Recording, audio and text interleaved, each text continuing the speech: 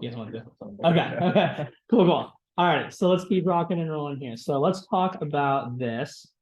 And this is going to be 1 second here. Okay. Let's talk about building rapport. Okay. So go ahead and turn your manuals to page 1. Okay. So on page 1, or not page 1, page 3 of your manual, it should say building rapport / proposal etiquette. Okay.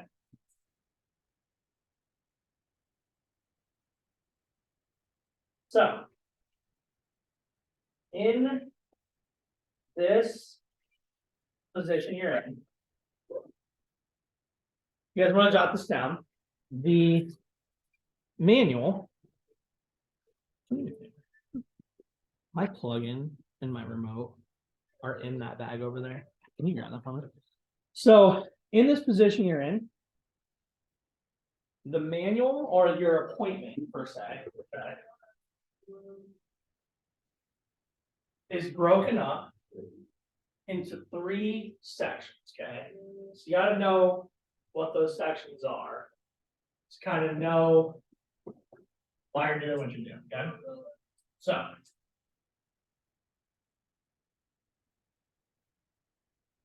there are 3 different sections. Okay, but it's like a. Have you seen it before? It's like a plug-in that goes in the side here. No, this is my charger. Yeah. Yeah, it's like gray. There you go. Yeah, now you're good. Thank you. And then is my remote in there too? My clicker. Okay. So anyway, there are 3 sections. Your appointment's broken. Okay. So section number 1, can you guys see if you're on LinkedIn? Okay. So section number 1 is or / relationship. Okay. Number 2 is info /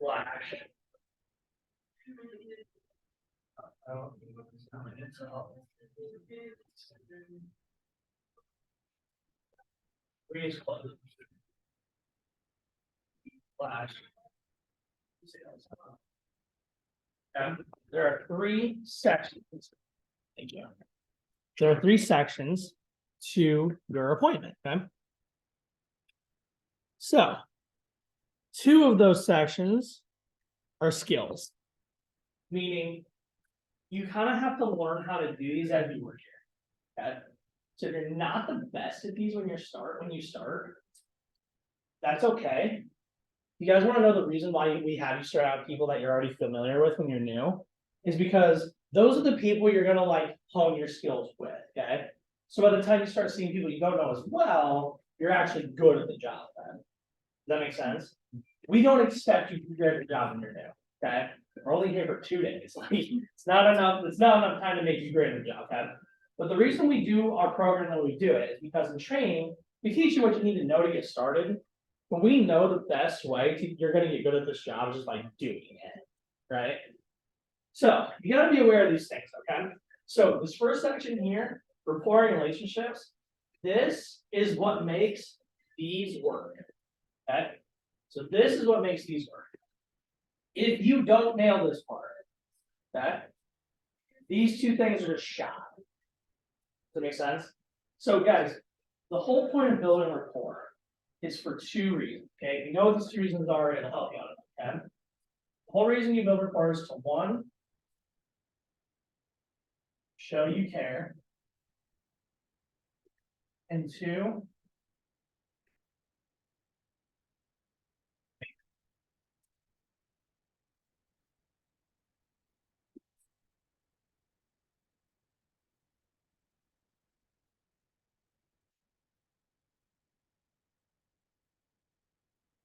okay. Really 2 points of building rapport. Number 1, you gotta show people you care. Okay, and number 2, you gotta get them to listen to you, pay attention.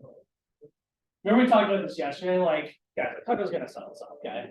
But what you do need to do though, is they need to pay attention, right? If someone's telling you, like, for instance, think about school, for instance, right?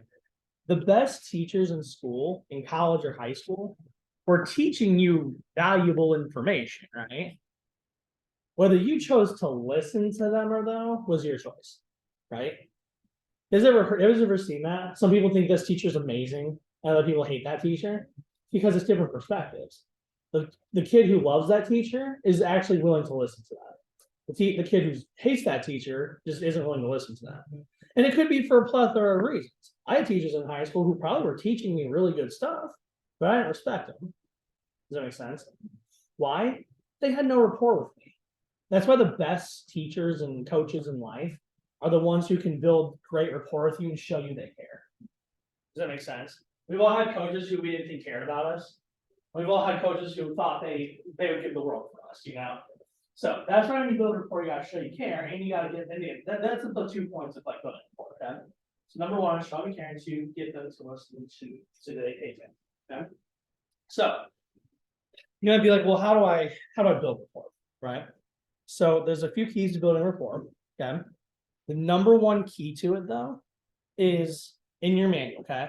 So you'll notice with the rapport part, there's no script. Right? You just have to do it. You might be like, well, there's no like script for building rapport, right?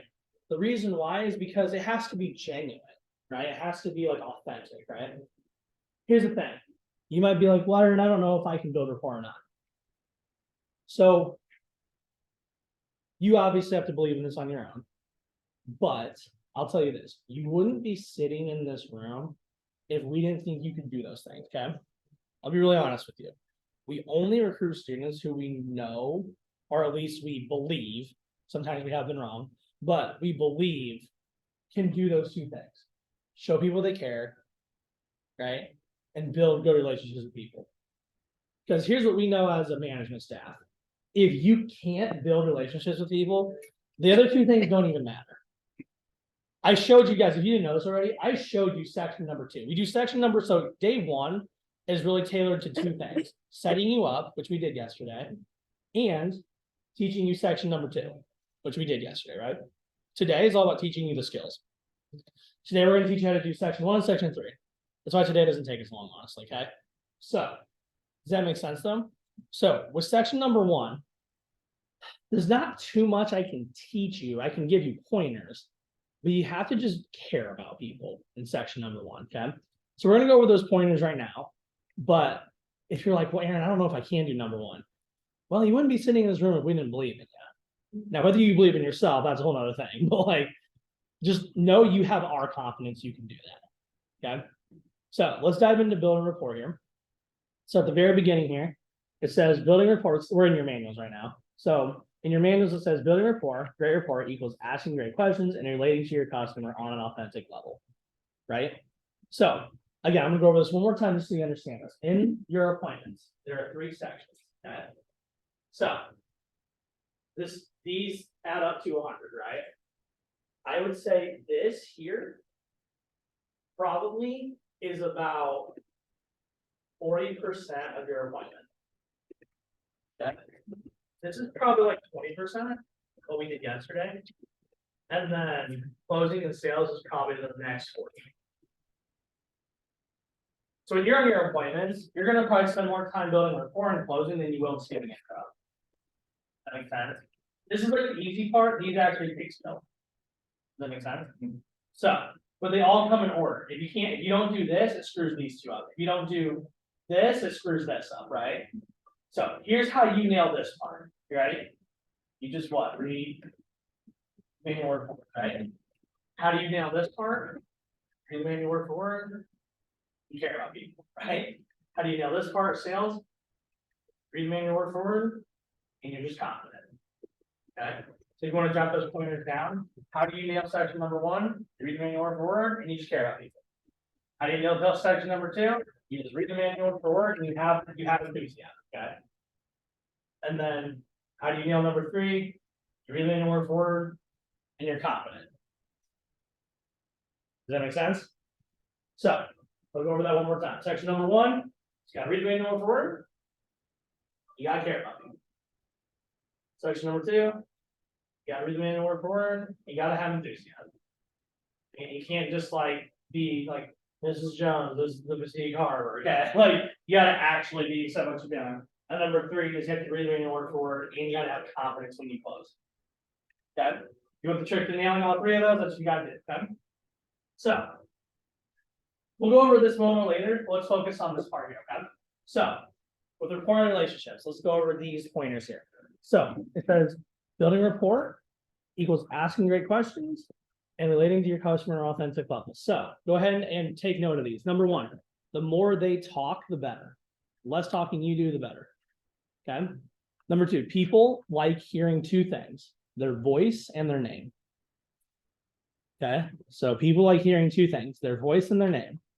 So when I try to build rapport with someone, I literally will just ask them, I'll try to get them to talk more, and I'll always repeat their name.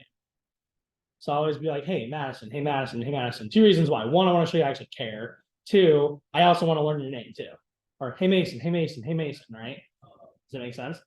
So people like hearing their voice and their name.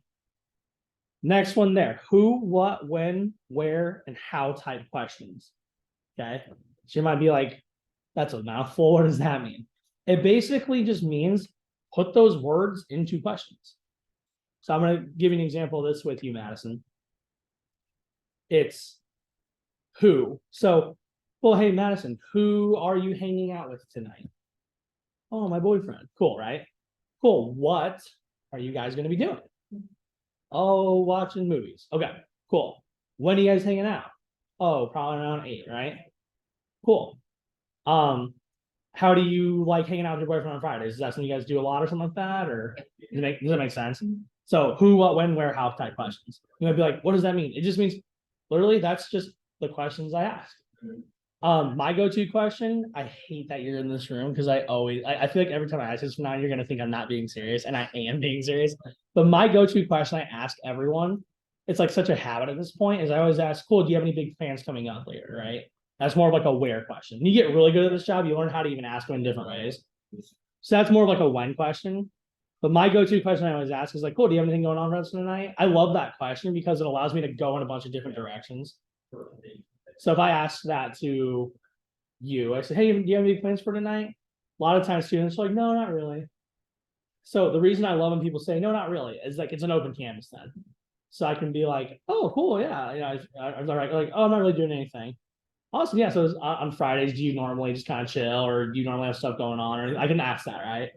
What I even like to do that too is like, yeah, I don't really have a lot going on either too. I think I might, and then I might talk about myself, and then I'll go from there. I'll be like, yeah, I don't think I'm gonna have a lot going on tonight either. I might just like actually just kind of chill at home and stuff too. What do you usually do when you chill at home? And it's like, oh, I don't know, right? So it makes sense. All right. So who, when, where, how type questions. A big topic to talk about too is kids / other people. Okay. That's usually the biggest topic I always focus on with adults, and actually everybody. If you guys didn't know, I'll let you in on a little, I don't know if you'd call this like psychology or something, but little secret here, okay? If you ever want to get someone to talk to you a lot, I used to use this trick in college all the time to like pick up girls, honestly. Just talk about other people. Now, literally, that's what you do. Now, it can be in a negative way or it can be in a positive way, right? With Mrs. Jones, hopefully it's positive about their kids or something, right? But like, honestly, when I was in college, like, so I ran track and I'd honestly flirt with a lot of track girls in college. I knew that who liked each other and who didn't. So I'd really do that. I'd go up to a girl if I liked her and I'd be like, hey, did you hear that like Jenny? And I'd say something like, hey, did you hear that Jenny like whatever, failed her math test or something? I'd just say something to get them talking. And I'd be like, hey, you know, what do you think about Jenny? And then if I knew they didn't like her, I usually tried to pick on the negative, if I'm being really honest. They'd be like, oh my gosh, Jenny. And then like they would crap talk them for like 30 minutes. And then I'd be like, hey, you want to go to lunch later too? They're like, yeah. like, so I don't know if I've ever actually told you that. No, you haven't. But I totally used to do that. And I might have been using my powers for bad then, but if I'm being like serious when I say this stuff, kids, other people. So with when you're building rapport, it's like, hey, how's Jimmy doing? Blah, blah, right? Here's what's really cool when you're new, by the way. You're seeing people you already know. So like, you know how to even do that. So for instance, my first appointment was with PJ and Tanya Felger. Those are my best friend Cody's parents, right? So I remember when I built rapport with them, Cody's got 3 younger siblings, Dylan, Macy, and Tanner, right? So again, I had known PJ and Tanya my whole life. So a lot of times what students will do when they're new is they'll be like, well, I don't need to build a rapport with my grandma because like I've known my grandma forever, right? It's like, no, you still need to show your grandma you care. You know, you need to still share. I still needed to show PJ and Tanya I cared. And you could be even like, here's the thing I've always said too: if you don't build rapport with people, it could come off like you're just trying to see them just to get something out of them. Does that make sense? So yeah, building rapport with everyone's important, especially with people you know. It's probably actually more important with people than you know. I'm not saying it's not important with people you don't know, but I'm saying like it's probably like that much more important with people you know. Does that make sense? So, especially too, think about this. If you see your boyfriend's parents, they see you as their boyfriend's girlfriend, right? Do you want them to see you as your boyfriend's girlfriend when you do this appointment, or do you want them to see you as a professional? Professional, right?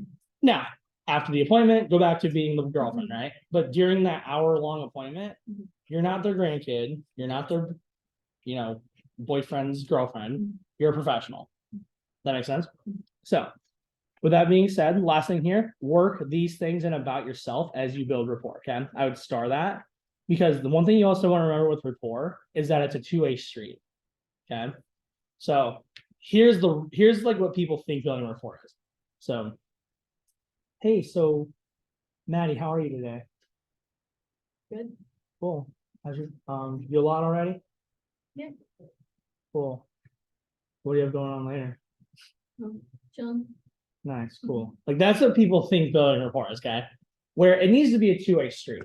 So here's what I mean by a two-way street. Hey Maddie, how's your day been for you so far?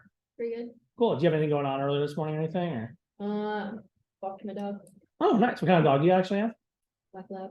Oh nice. I'm not really much. I have a cat, so I was gonna say I actually I've walked my cat a few times, but probably not as much as you walk your dog. But I was gonna say, are you more of a dog cat person or Dog. dog? Okay, cool. Man, what do you think about cats though? I'm allergic. Oh, okay, that makes sense. So you guys see how it's like a two-way street where I'm like, oh, I actually have a cat. Like you see, I worked that in. That's what building rapport actually is. Okay. Building rapport a lot of times is it's a conversation, not just like an interrogation. Does that make sense? So if you need to remember anything, remember it's a conversation, not an interrogation. Okay. So those are the three things I always would I would always encourage you guys to work in about yourself. Okay. So let's say you're meeting with your best friend's mom and dad, right? So yeah, so how's Jimmy been? How's football camp been for him so far this year? Oh, he's good. Yeah, he's doing pretty well. He's gonna be a starter this next year on the varsity team. Oh, cool, yeah. I actually played I don't and okay, let's say you're talking to your best friend's parents. Yeah, on the baseball team, I remember my senior year going in, I was really excited to play a lot and stuff like that too, right? So you see how you work that in, right? And then you're like, yeah, cool. And I know I know at IU I'm probably gonna try out for like, intramurals or whatever. CC, I worked that in about school. My interests and my hobbies, I'm telling them I like to play baseball, right? And dream job someday I might be like, yes, when I go, let's say we get into the conversation, it's like, yeah, I really am looking to actually go into like for me at the time, I was like, yeah, I'm looking to like go into like, cognitive psychology studies and all that too at Purdue. So yeah, I'm actually really excited because like, does it make sense? So those are the three things I would always work in about myself, like whenever I'm building rapport, because you also want to give them an idea of like you as well too. Okay. Rapport isn't just like an interrogation, right? It's not just like, what's your favorite color? What are you doing today, right?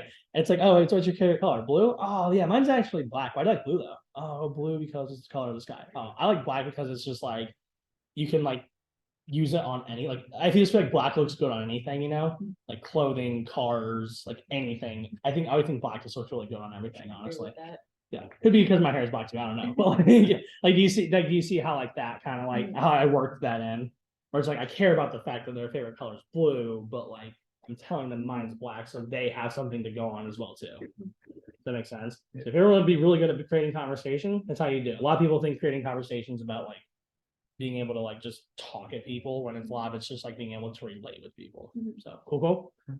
All right, let's keep rocking here then. So then at the bottom it says transition into appointment. Okay.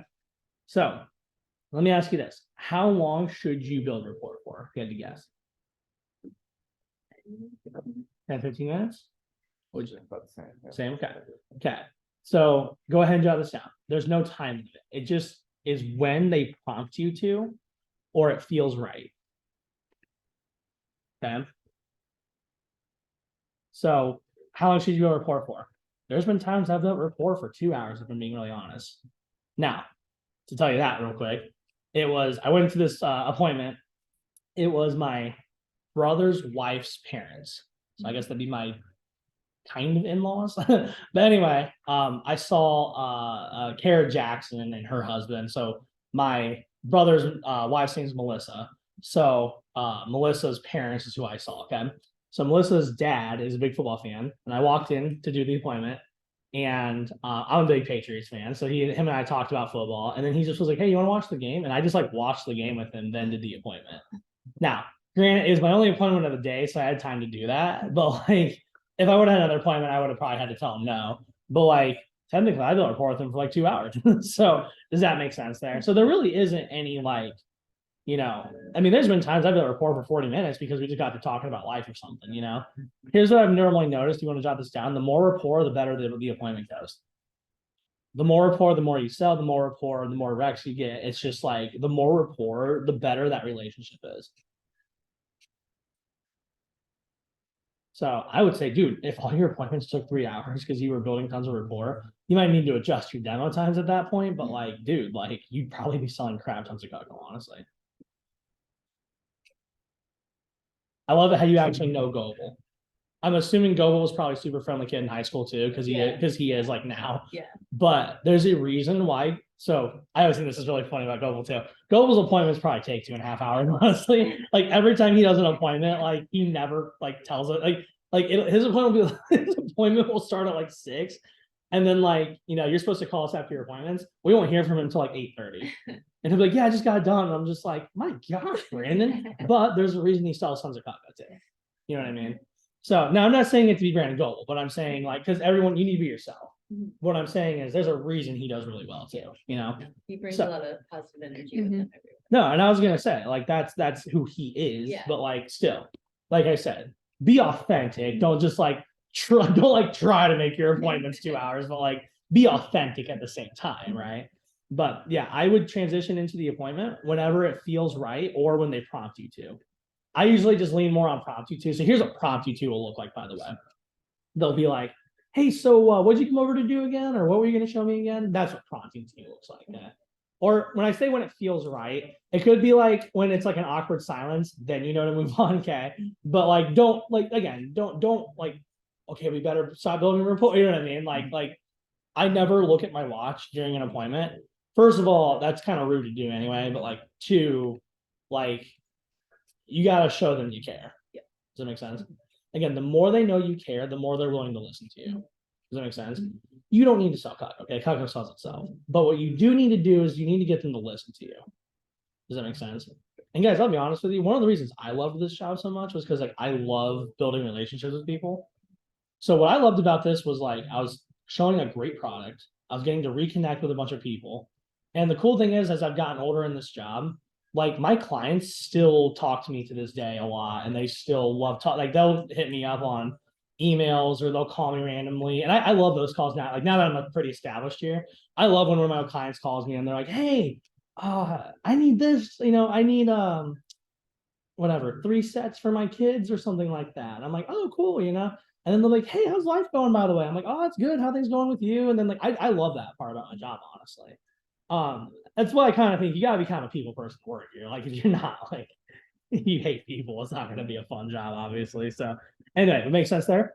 Okay, so now when you transition into the appointment, this is what you'll say. So now we're back in the manual, okay? So now you can start reading word for word. So now you're like, cool. So thank you so much for taking the time to meet with me today. This means more than you know. By the way, before I called you, had you ever heard of Kako before? If they say yes, and they already have Kako and they have a set, which is like 5 or more pieces basically, then what you're going to do is you're going to go, awesome, how do you like it? And like, oh, we love it. Cool, how long have you had it? Oh, I've had it for 30 years. Cool. And then you're going to follow the directions on page 20 of your manual where it says showing Kako owners. So I just want to show you where that's at. We'll go over this maybe later if we have time, but it's on page 20 in the back of your manual where it says showing Kako owners, okay? You guys see that page? Okay, so let's keep rocking here. And if they don't have Kako, you'll say, awesome, I'm excited to show you. Or if they do, but they only have like 1 paring knife or something, you would still move on like this guy. So you want to make a note to yourself, like you you would go down to that part if they only had like 1 or 2 pieces or something like that. Okay. Use your judgment on that. But I would say like if they don't really have a ton of cocoa, you could still do the actual appointment. Okay. So all right. And then if you're listening to this, if you're listening to this virtually, then obviously if you're listening to the recording, make sure you abide by that too, then. Okay.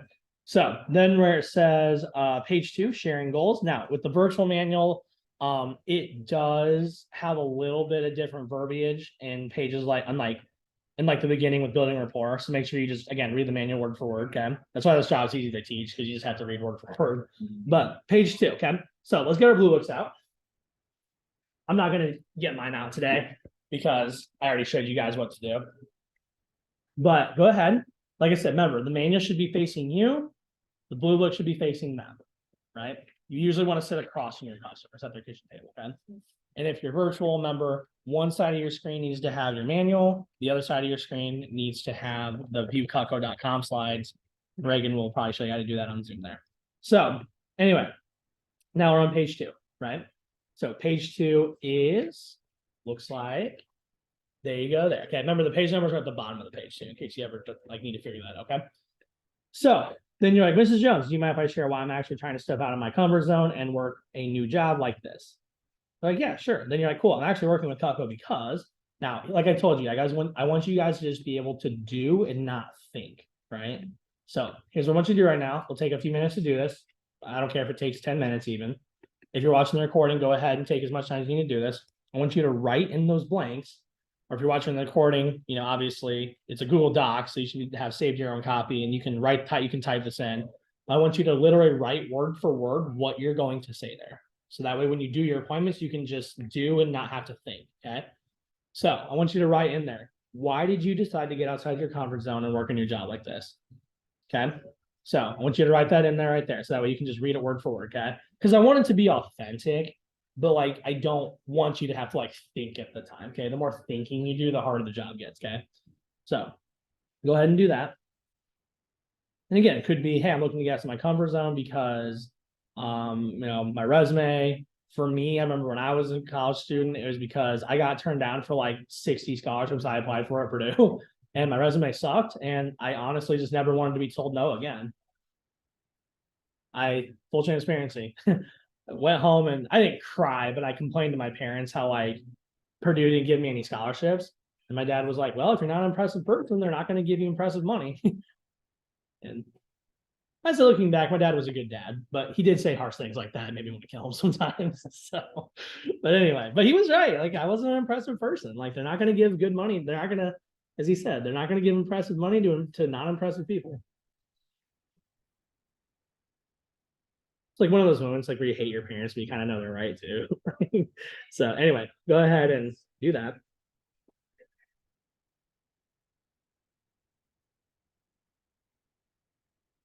You pause it.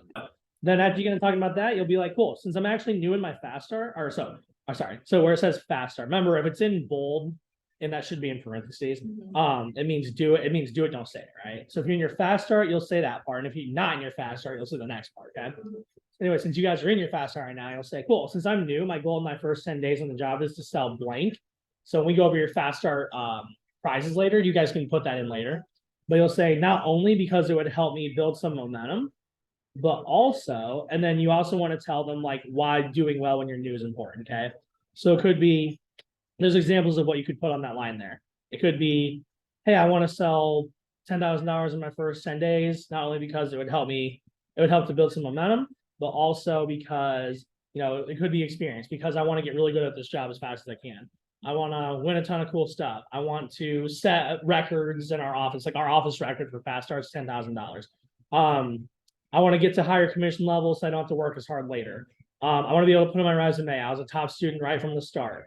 I want to be able to work toward, there are scholarships here too. So it might be, I'm trying to earn some scholarships and getting off to a good start is going to help me get closer to those faster or whatever, okay? So I don't care what it is, okay? Again, this job is completely what you want to make of it, but again, that's what you'd put there.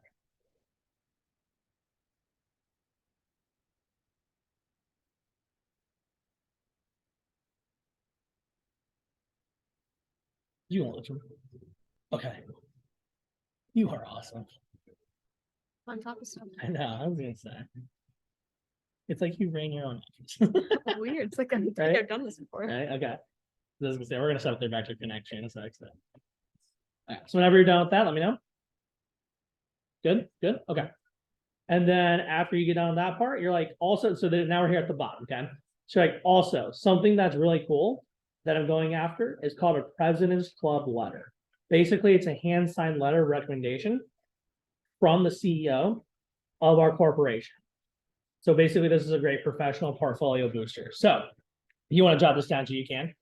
So when you guys get to, I think the level is, well, there's 2 levels, okay? So one of them is a little harder since it's towards the end of January. But you can sell $4,000 by the end of January, or you can sell, is it 6 or 8? What do you say it's 6? 6. You can sell 6K between now and April, and you would also get that letter too. Okay, so you got to earn it, obviously. But once you hit that level, the president and CEO of Cutco Corporation actually sends you a letter of recommendation, like from his desk, that you can actually like add to your portfolio. As you can imagine, it's a huge resume booster. Like, not many people have like a hand signed letter of recommendation from the CEO of a corporation. So I loved that program when I was in college too, because like that definitely from personal experience, that sends your resume to the top for sure. So anyway, all right. So then now you'll go to the next page here and you'll say, now, Mrs. Jones, can I be fully transparent with you?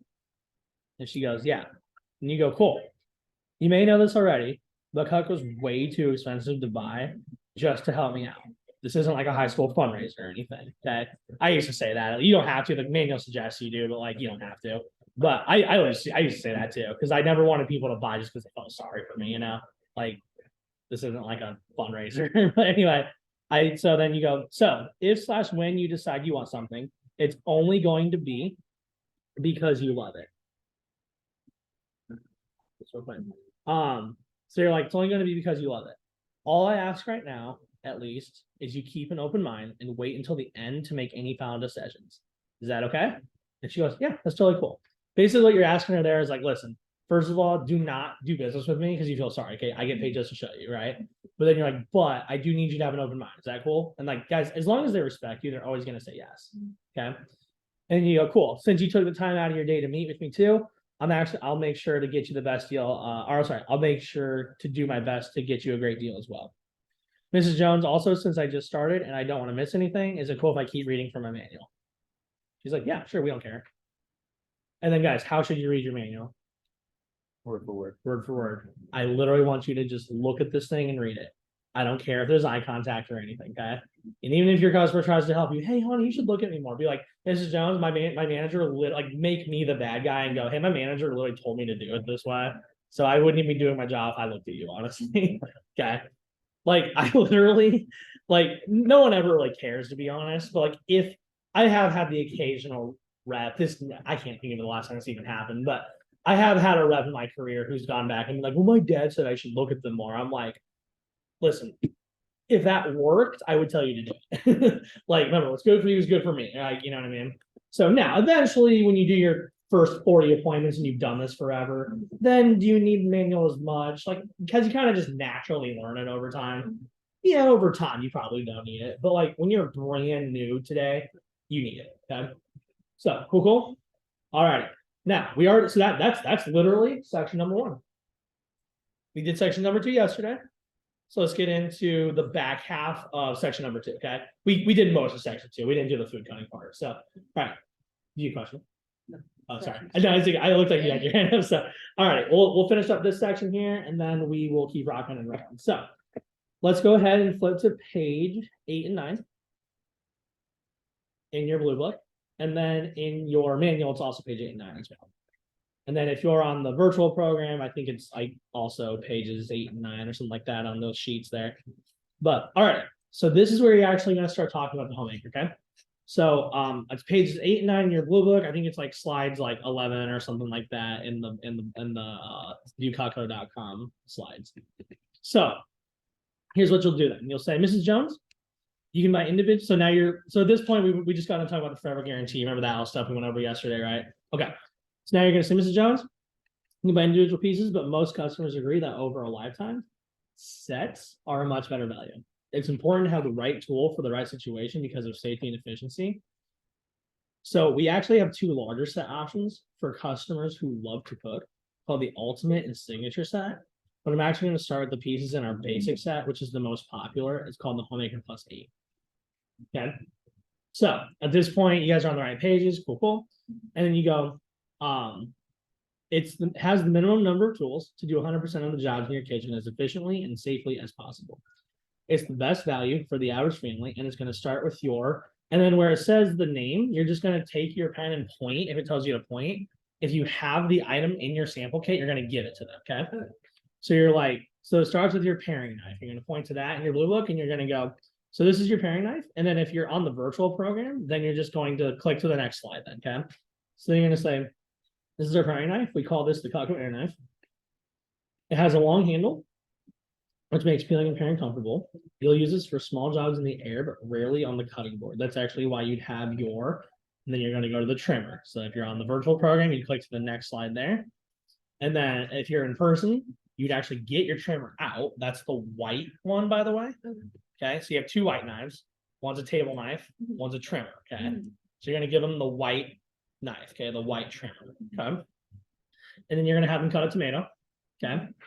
And then after they get done doing that, then you'll read the description, okay? If you're virtual, you just play the video and read the description while the video is playing, okay? So anyway, so then you're going to go, so this is why you have your trimmer. You have them cut food, and you go, so this is your small utility knife for small fruits and veggies. As you can see, you'll never smash through a tomato ever again. Everyone loves the versatility of the trimmer. It's definitely the knife most people grab when they do small everyday tasks in the kitchen. But it's never used for spreading or serving. That's actually why you'd have and then you go to the spatula spreader next, okay? So you point to that one, okay? Now, like I said, in your Fast Start contest, you'll have a chance to win a lot of cool stuff, right? So if you ever get any of these pieces from your Fast Start contest or anything else you do here, you could just start bringing that stuff with you instead of pointing to it in the blue book, okay? Right now, you're new, you just started, you only have your sample kits, but in a way, this sounds like a video game. Like the more you work, like the more stuff you get over time, right? So I was gonna say, but anyway, so spatula spreader. So the wide, flexible double D edge allows you to cut, spread, and serve sandwiches, bagels, lasagnas, and cake. But you'll never use it on meat or large vegetables. That's why you'd have and then you go to the petite carver next, okay? So now the petite carver is that long black one, right? That we cut rope with yesterday. So you're actually gonna, again, give that to Mrs. Jones, make sure there's no rope shavings on it. And then you're gonna have her cut French bread with it, okay? So that after she cuts French bread, you're like, cool. So this is your petite carver. This is your large utility knife for meat, chicken, and small roast. It's also for large summer fruits and tough vegetables. This is definitely the knife people go to the most when they're meal prepping. And it works great in conjunction with the turning fork. And you're going to point to that guy. If you're doing virtual, the turning fork and petite carver are one slide. So just be aware of that. In your manuals, it'll actually have them together too, right? Okay. So like I said, if you're watching the recording, just be aware of that. But then you go, so it actually works great in conjunction with the turning fork. The 3 sharp tines on the turning fork make it easy to turn meats and veggies and get things out of jars. None of these pieces are for larger foods though. So that's actually why you'd have your butcher knife. And then you're going to point to the butcher knife there. And you're going to say, so this is your heavy duty knife. It actually disjoints the large meats and is great for melons and squash. It's the perfect knife if you buy any type of meat in bulk for cookouts or events. But it's not a chopping knife. So that's actually why you'd have your petite chef. You're going to point to that guy next. And you're going to say, so the high knuckle clearance on this knife makes it comfortable and safer for dicing, mincing, and chopping. This delicate chopper is great for the 6 S's: soup, salad, stir fry, stew, stuffing, and salsa. As you can see, chef knives are for chopping though, not slicing. That's actually why you'd have your slicer. Then you actually move on to that one. You point to that. Awesome, awesome. Love how you guys are like practicing that too. So, and then you go, so our slicer is actually the best baking knife. It has a long double D edge, which makes it great for cutting cakes, homemade breads, shredding lettuce, and slicing boneless meats. But it's not for anything with a bone. So that's actually why you'd have and then you go to the master carving set. So the master carving set is actually 2 different pieces, the fork and the long knife there. Okay, so you just point to both of those at the same time. And you go, so this is like your spare tire. You won't use it every day, but you'll be glad you have it. You ever like barbecue or host family dinners at all? And they're like, oh yeah, we do that a lot. Cool. So you need it for like barbecues, big roasts, and like family occasions.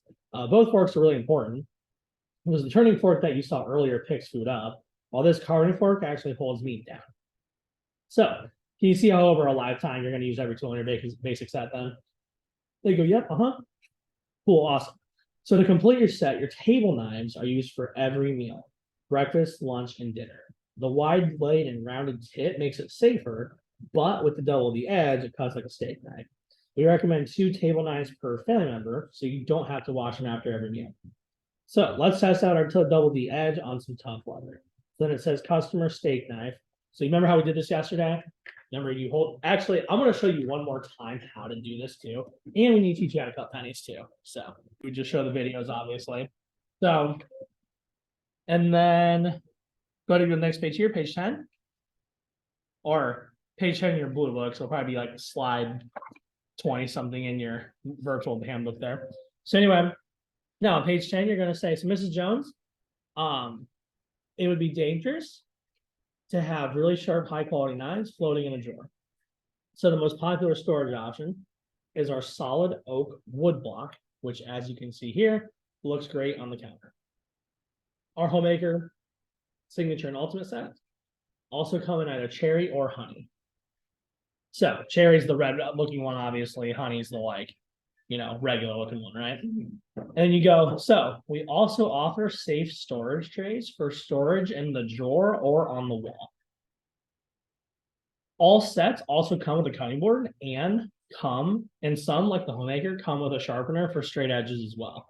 The sharpener is like that white thing there, if you see that there too. So I think it's on page 10. This? Yeah, that's what the sharpener looks like. Yep. So then you go, and then page 11 is the accessory page. So if you like go over there, you're like, cool. We also have different accessories that complement our sets very well. Our kitchen tool set looks amazing in conjunction with the knives and even comes in matching colors and tool set holders as well. So the kitchen tools are basically just like regular kitchen tools, but they have like a Cutco like theme to them. So they're pretty cool. Like they match the knife set usually. Our super shears, you already saw, but our entertainer pack also has some really cool gadgets like our ice cream scoop.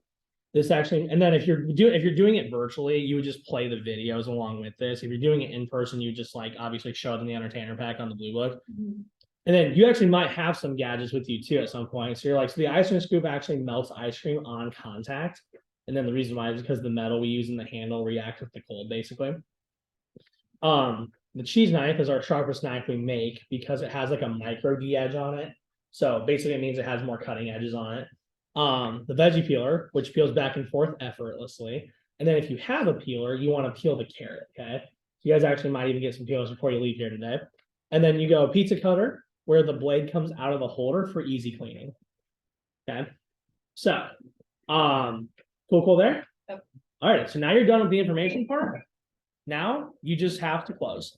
Okay. Cool. So we'll work on closing for the rest of the time here. We're making really good time, by the way. So good job, guys. You guys want to cut some food real quick? Yeah. All right, we're gonna take like a break / like snack break a little bit too, okay? But let's go ahead. I'm gonna give you guys some time to cut stuff here. So we'll take like, so go ahead and get your phones or computers out. Probably easier to do it on your computer, but if you do have your phone, it's not a big deal. So if you're watching the recording, by the way, go ahead and do this on your computer, obviously. So yeah, you can go ahead and put all your manual stuff away. We don't need it right now.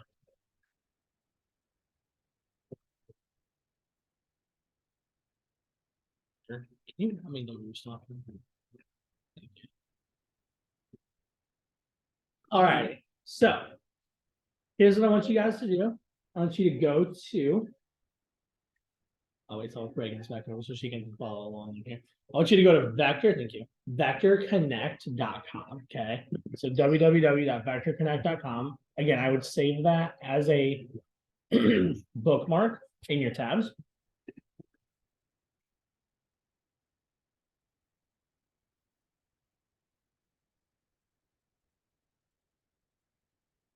Is that rope? Oh no, that, because I'm not wearing my contacts today. That bag of snacks or whatever looked like rope. And I was like, are you eating? Those Like, are walnuts. I know, no, but like my eyes are like, I don't have my contacts in, so it looked like rope, and I was like, I'm not gonna judge her for that, but that is a little weird. So okay. So go to vectorconnect.com and it should look like this, by the way. Okay. And what you'll need to do is you'll need to click on create username. Click create username. And then what you'll need to do is click like your email, cell phone, username, password, things like that. Okay. So go ahead and fill all that stuff out. Then when you click submit, it'll email you like a code to activate your database. So then check your email after that too. Okay. Once you have gotten that email, let me know.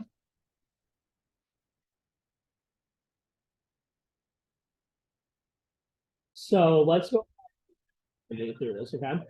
So whenever you need to enter your orders, go ahead and click on that real quick. And I want you to log into this. So I would say this tab is like order entry. Like you see how on my screen it says like Kaka orders here. I would save your I would say this is like a tab on your bookmarks. And then to log into this order entry, you just have to use the same credentials you did to log into Vector Connect tab. So this is called like the Cutco Orders app on your computer. And then the last thing we just did with Vector Connect, that's like your database. Okay. So when you're logged into your orders app, it'll look like this. So when you're on this type of screen here, let me know. And then if you're watching the recording, Reagan's probably following along on that too. So just your screen should look like Reagan's there. Where do you go for the orders? So database, enter them in on your computer, but you have to get it with you on your appointment then. Or you can do it on your phone. Doesn't matter how you do it, but if you want to do it on your phone, go ahead and get your phone out. If you have any type of phone, you should be able to do this. So get out your phone and then go to like at your app store, go ahead and type in Cutco orders. And then the app that says Cutco orders on it, download that.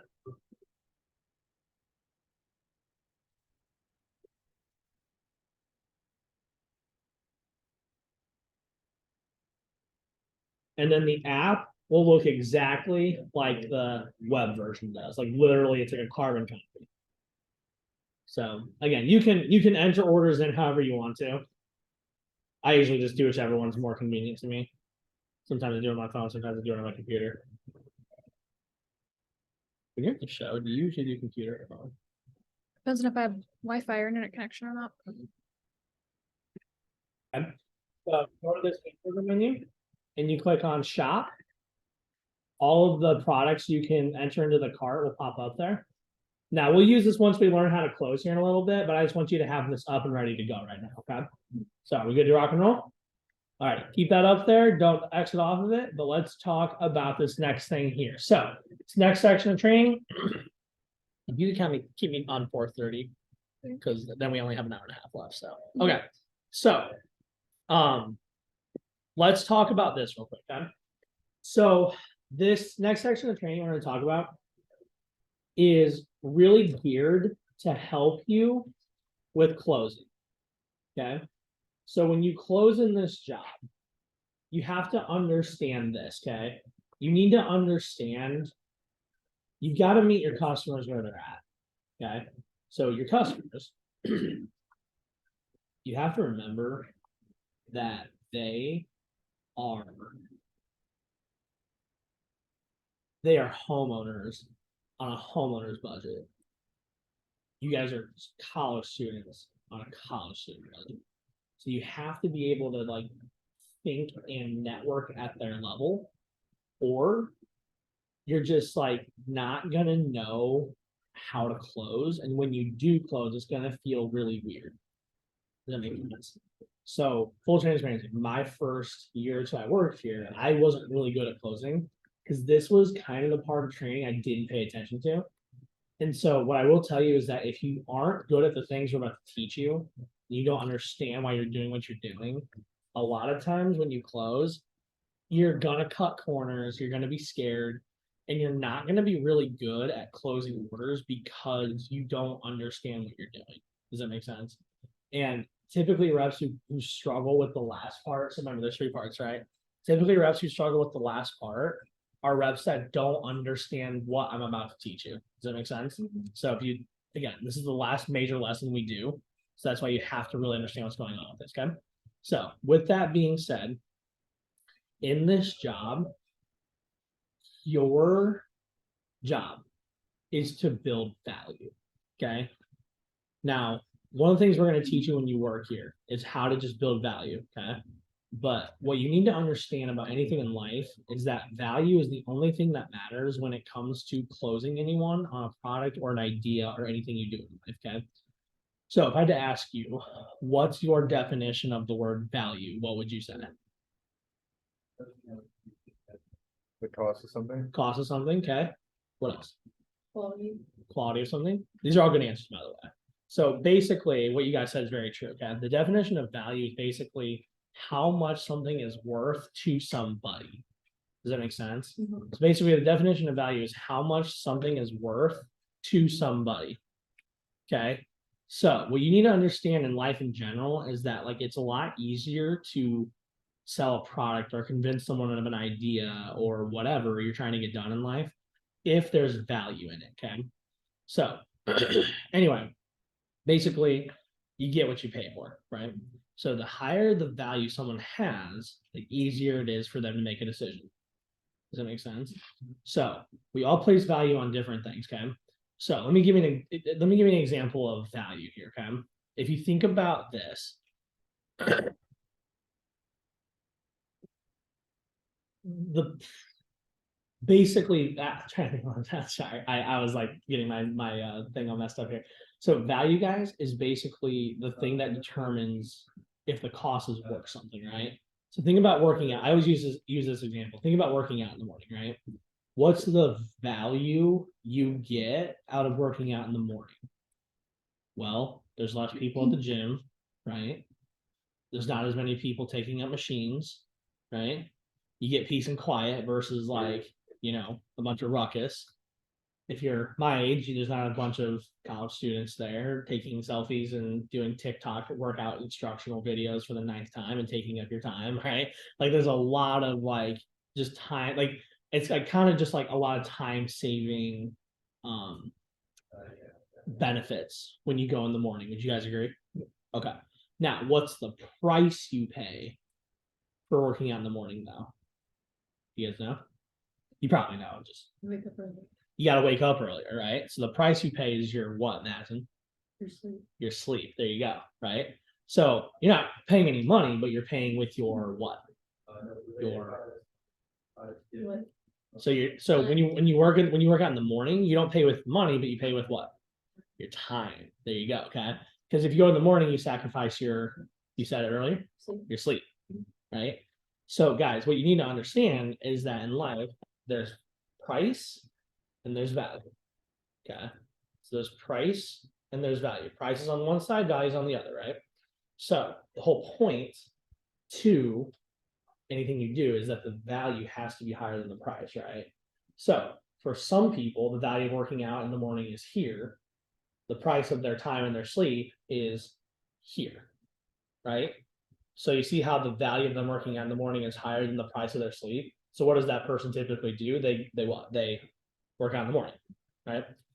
Now we all know that person that it can't function before 10 o'clock, right? So here's the value of them working out in the morning. Here's the price, right? The price is they're going to lose their sleep and be groggy, right? So that person chooses to do what instead? Sleep in, right? Maybe they'll go work out in the afternoon. Does that make sense? So again, in life, you have to understand there's price and there's value. Value is on one side, price is on the other. Value has to be higher than price. Does that make sense? Mm-hmm. So now what you have to remember is that everyone places different value on different things. Case in point, if Mason and I went to the mall right now and we walked into Sephora and Sephora was selling, I don't know, what's a popular makeup item? Eyeliner, can I say that? Sure. Okay. Yeah. So let's say Sephora was selling eyeliner for $1. Okay. Now, Mason and I don't think you wear eyeliner. Mason and I don't wear makeup, right? So even though that makeup, that eyeliner would only be $1, we still wouldn't buy it. Because the value for that eyeliner is like at a 0 for Mason and I. Okay. Now, I'm assuming, I know Reagan, you wear makeup sometimes. I don't know if you ever do or not, but I'm assuming you might. Okay. So now, if you walked into Sephora, Maddie and Reagan, if you guys walked into Sephora and you saw eyeliner was for $1, what would you do? Not buy it. You really wouldn't buy it? No. Dude, you wouldn't buy it, just resell it to other girls for like No. 40 bucks? Oh man, we gotta We get you thinking. We gotta get you thinking along more business lines here. But I was gonna say, but you get my point though, right? Okay, cool. But would you buy it? I would consider it. Okay.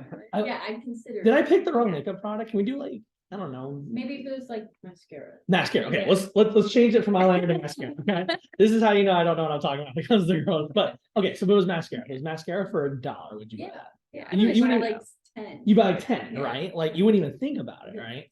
So again, on the equivalent, if you guys walk, do you play video games or anything? Or you, okay, cool. I was just making sure. So do you? Okay, good. I play video games too, so we can get. It'd be on the flip side if like you guys walked into Best Buy and they had like Xbox Ones for like $10. Like we're buying like 10 of those, right? But you guys might not even buy it because you don't care, right? Does that make sense? Like even so, again, even though the price is low, we have no value, right? Does that make sense? So again, price. Go ahead and jot this down. Price does not matter on anything you do in life as long as the value exceeds the price, right? Case in point, if your parents drove to work today and they busted all 4 tires on their car, replacing all 4 tires would probably cost upwards of $1,000 maybe. If they're actually like buy good tires and stuff too. Now, spending $1,000 wouldn't be fun, but they wouldn't even think twice about it. Why? Because the value of their vehicle, think about the value you get out of your vehicle, right? So you can actually pick your kids up from class and you can like actually go to your job and all that stuff, right? The value of their vehicle would outweigh the cost of the price of the tires. Does that make sense? So again, like I said, price doesn't matter as long as the value exceeds the price. Okay. So your job in anything you do in life, but in particular at Cutco, for instance, right? Your job is to build a value. Okay. So here's the thing. The price, what I want to teach you with this right now is that the price is never going to change on something. Okay.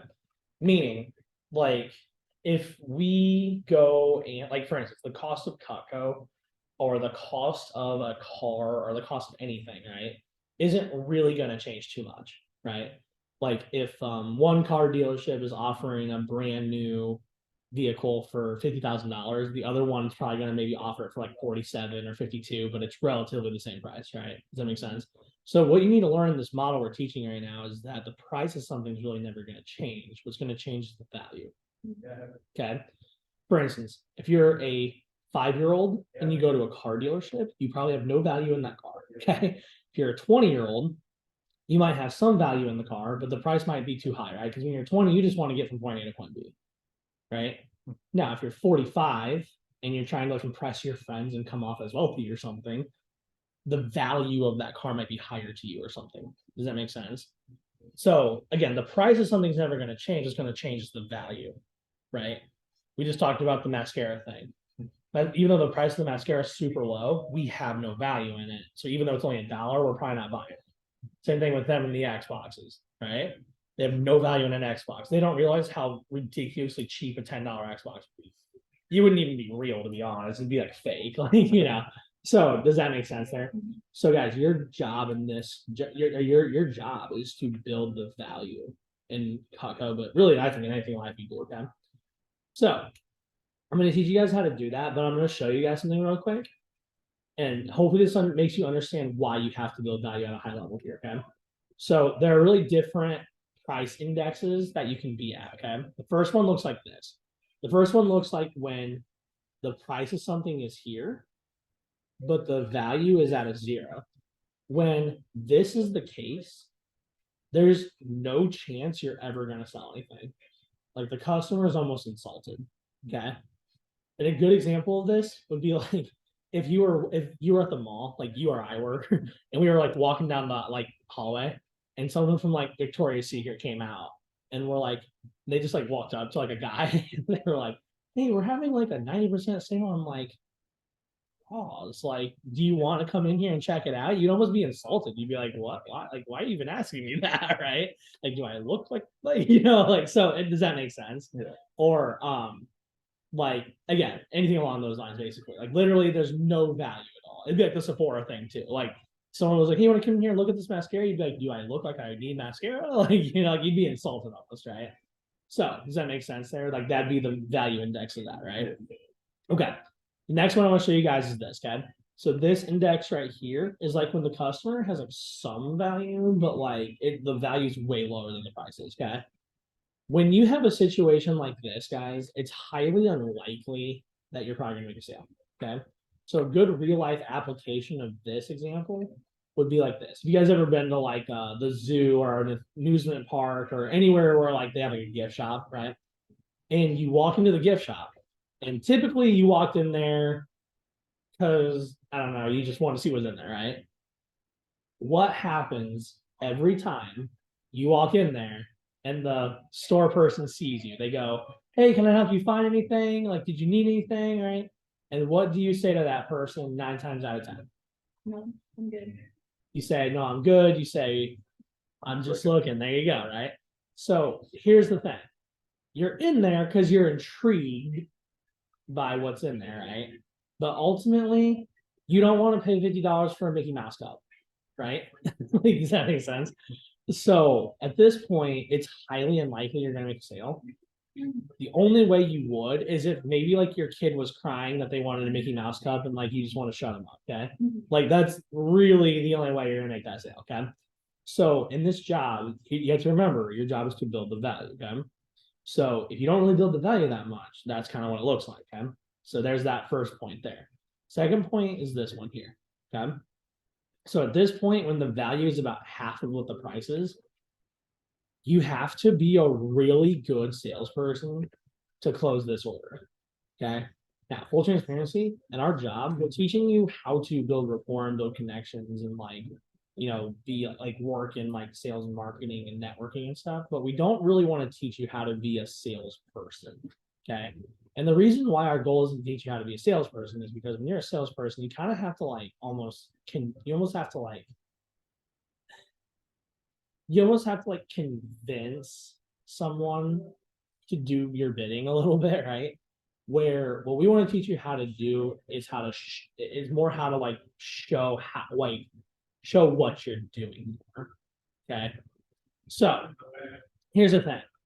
In this job, right? You don't need to sell anything here. You just need to have enthusiasm and believe in what you're doing. Right. So here's the thing. When you're at this point here, you have to be a really good salesperson. Can I give you guys an example of this real quick? So an example of this index would be, you're in college right now, right? Okay. So imagine if you went to class or you went to campus, beginning of the semester, what do you normally do at the beginning of the semester? You buy your books, right? Okay. So imagine if you had to buy your textbooks and your options would be to either buy your textbooks new from the bookstore, right? Or get on Facebook Marketplace and try to find it cheap, right? So imagine if you found your textbook you needed in your marketing class and you found it on Facebook Marketplace for like $50, right? But the bookstore is selling it for $200. What would you probably do? Probably spend, like most people would probably pick the 50, right? Now, imagine this doesn't exist, but just imagine if the bookstore like found out you were gonna buy the Facebook Marketplace one, and they called you and they said, "Hey, Maddie, we know you're gonna probably go with the cheaper option, but before you do that, just consider this. If you buy our book, you get a brand new book, so there's no like writing in it, there's no notes in it. This book makes you do practice tests. So if you buy that book, the practice tests are probably going to be ripped out, so you can't do your assignments because the professor wants you to do the practice tests, right? And that's actually what colleges will tell you too. They're like, "Well, you got to do the practice tests," and like honestly, that's kind of how to get you nowadays too. They're like, "Oh, you need to buy the new version because like the practice tests, right?" So does that make sense? Yeah. So they would probably tell you something like that, like, "Hey, if you buy the new version, you get all the original practice tests, you get no markings in the book. It's going to be brand new versus like that other person could have spilled coffee on it or something like that, right?" So do you see how that person's going back and kind of selling you on buying their book, right? And then at that point, you have to decide whether you have to decide at that point if like that person built the value up enough for you to actually buy it, or if you're like, I don't care, I'll still just like spend money. Does that kind of make sense there? So at this point, when the value is about half of what the price is, you have to be a really good salesperson to close this order. Does that make sense? Yeah. Now the last index is pretty simple. It's this one. It's when the value is higher than the prices. This is like when your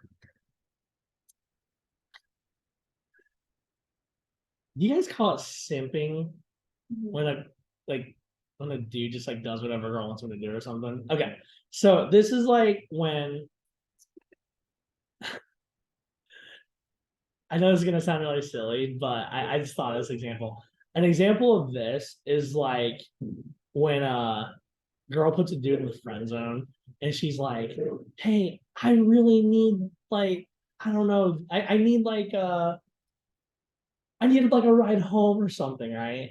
So because the dude is, I think you guys call it simping after the girl, right? The price might be, oh, I have to wait 5 hours up to school to finally go home, right? But the value is, oh, maybe she'll like me, right? So the value is higher than the price, right? Does that make sense? Now, a more serious example would be like the tire example I gave earlier, right? Like the value of driving your car to work would be higher than like the cost of $1,000, right? But if you guys want a silly example related more to your guys' age, there you go. So you might be like, how do you know that? I definitely was a guy. Wait, a pygmy boy, is that what it's called? I was definitely a pygmy boy. So when I was younger, I definitely was. I'll admit that I was a pygmy boy. That's a very pygmy boy move, isn't it? Like Yeah. to like wait 5 hours after school to take a girl home. Well, yeah. Was that? I don't know if that was actually a good example or not, but I feel like that's something I pygmy boy would do. So Yeah, but then he would also like make her feel bad about it later if she didn't like. see, do I it. wouldn't put it past my old self to do that. So full transparency, before I worked here, I had like no confidence. I definitely was like that kid who'd be like, yeah, I'm just like ugly. So anyway, but when the value is higher than the price, though, like, it's very likely you're going to make that sale, right? So what's your job? Your job is that the value has to be higher than the price. Okay. So I'm going to give you 5 things real quick on how to build a value. Okay. So number 1, 5 keys to building massive value. Guys, ready? Number 1 is you got to do the manual word forward. Okay. Now here's the thing: when you do these 5 things, it builds the value as you go. Okay. So imagine it like this. Okay.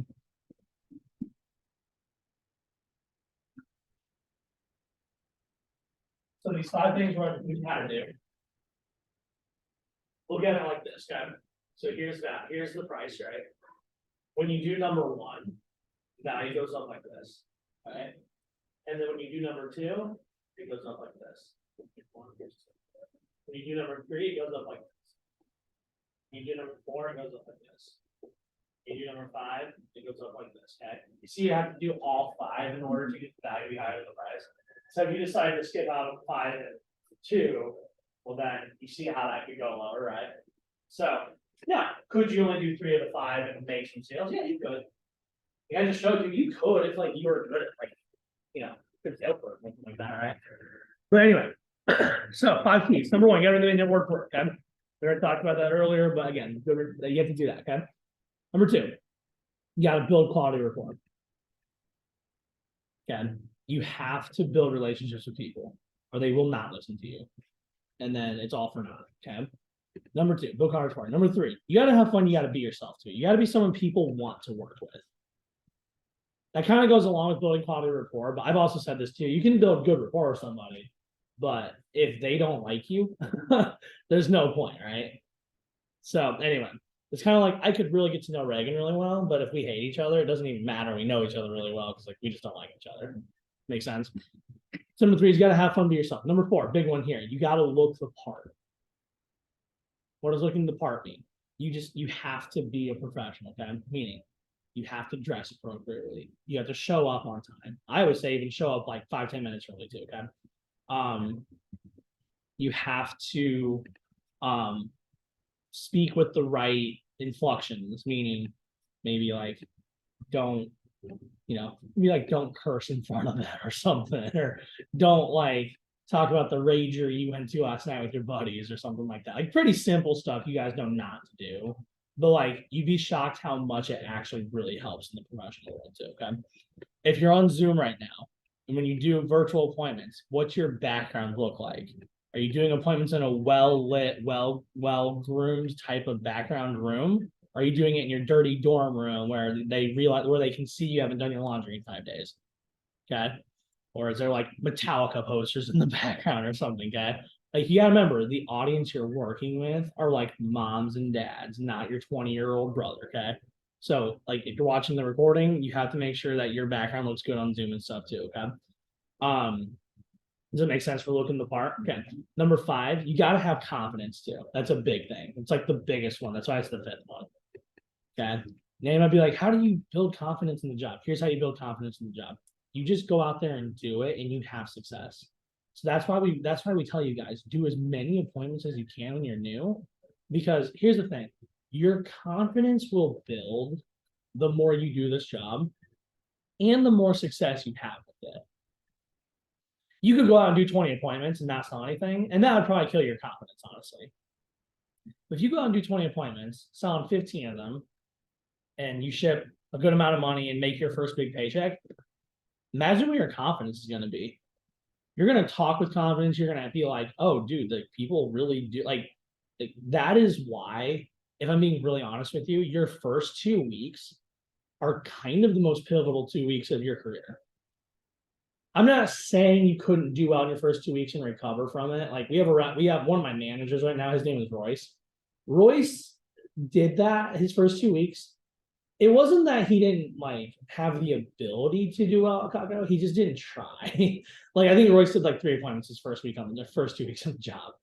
Royce survived. Like he's one of my managers now, so obviously he's like a top rep.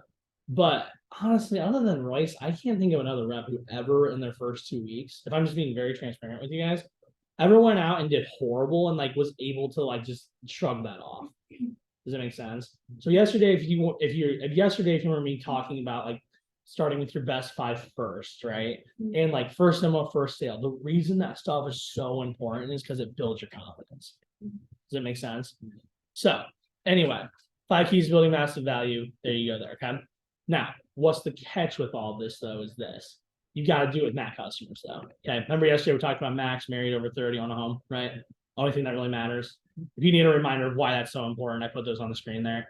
But guys, like Mac customers, those are the only people it matters to do this with anyway. You could do those 5 things with like a 10-year-old and like it really wouldn't matter. Okay. So again, remember we talked about this yesterday. Don't make things that don't matter, right? The only thing that should matter when you're qualifying a customer is just, are they married over 30 and on a home? Now remember, you can see non-max maybe later on in your career, but when you're new, don't risk that. Don't risk doing a 3-point shot. You've been on the job for 1 day. That'd be silly if like 1 day after you started playing basketball, your coach was like, all right, let's start with 3-pointers. Like that, like let's get layups down first, you know? So make sense? Okay, cool. Now let's talk about this next part here real quick. Okay, let me get on time. Okay. Right now, so I want to talk to you about value first, okay, and how to build that. Second thing I want to talk to you guys about is understanding your customers, like kind of point of view. Okay. So something, if you haven't thought of this yet, I want you to think of it right now. Okay. So think about this. Why do most people have crappy knives? Why do most people have just average cutlery or like horrible cutlery? It's easy to get a hold of. It's easy to get a hold of. What else? It's cheaper. It's cheaper, right? These are all good answers, by the way, too. But anything else? No. Okay, there you go. So those are all good answers. But I want you guys to think about this, okay? The way you guys look at, the way your customers look at something like kitchen cutlery, which essentially is a utensil, okay? Like we're gonna like cut it down to the nitty gritty. It's a utensil, right? Okay. The way your customer looks at kitchen cutlery or their toaster or their refrigerator or something like that, right? Is it's a utility. So think about this, the way your customer looks at something like kitchen cutlery is the same way you guys look at socks. When you think of socks, you just think of something that covers your feet so you don't get sneaky feet and you don't get like gangrene or something like that, or like a fungal infection or something, right?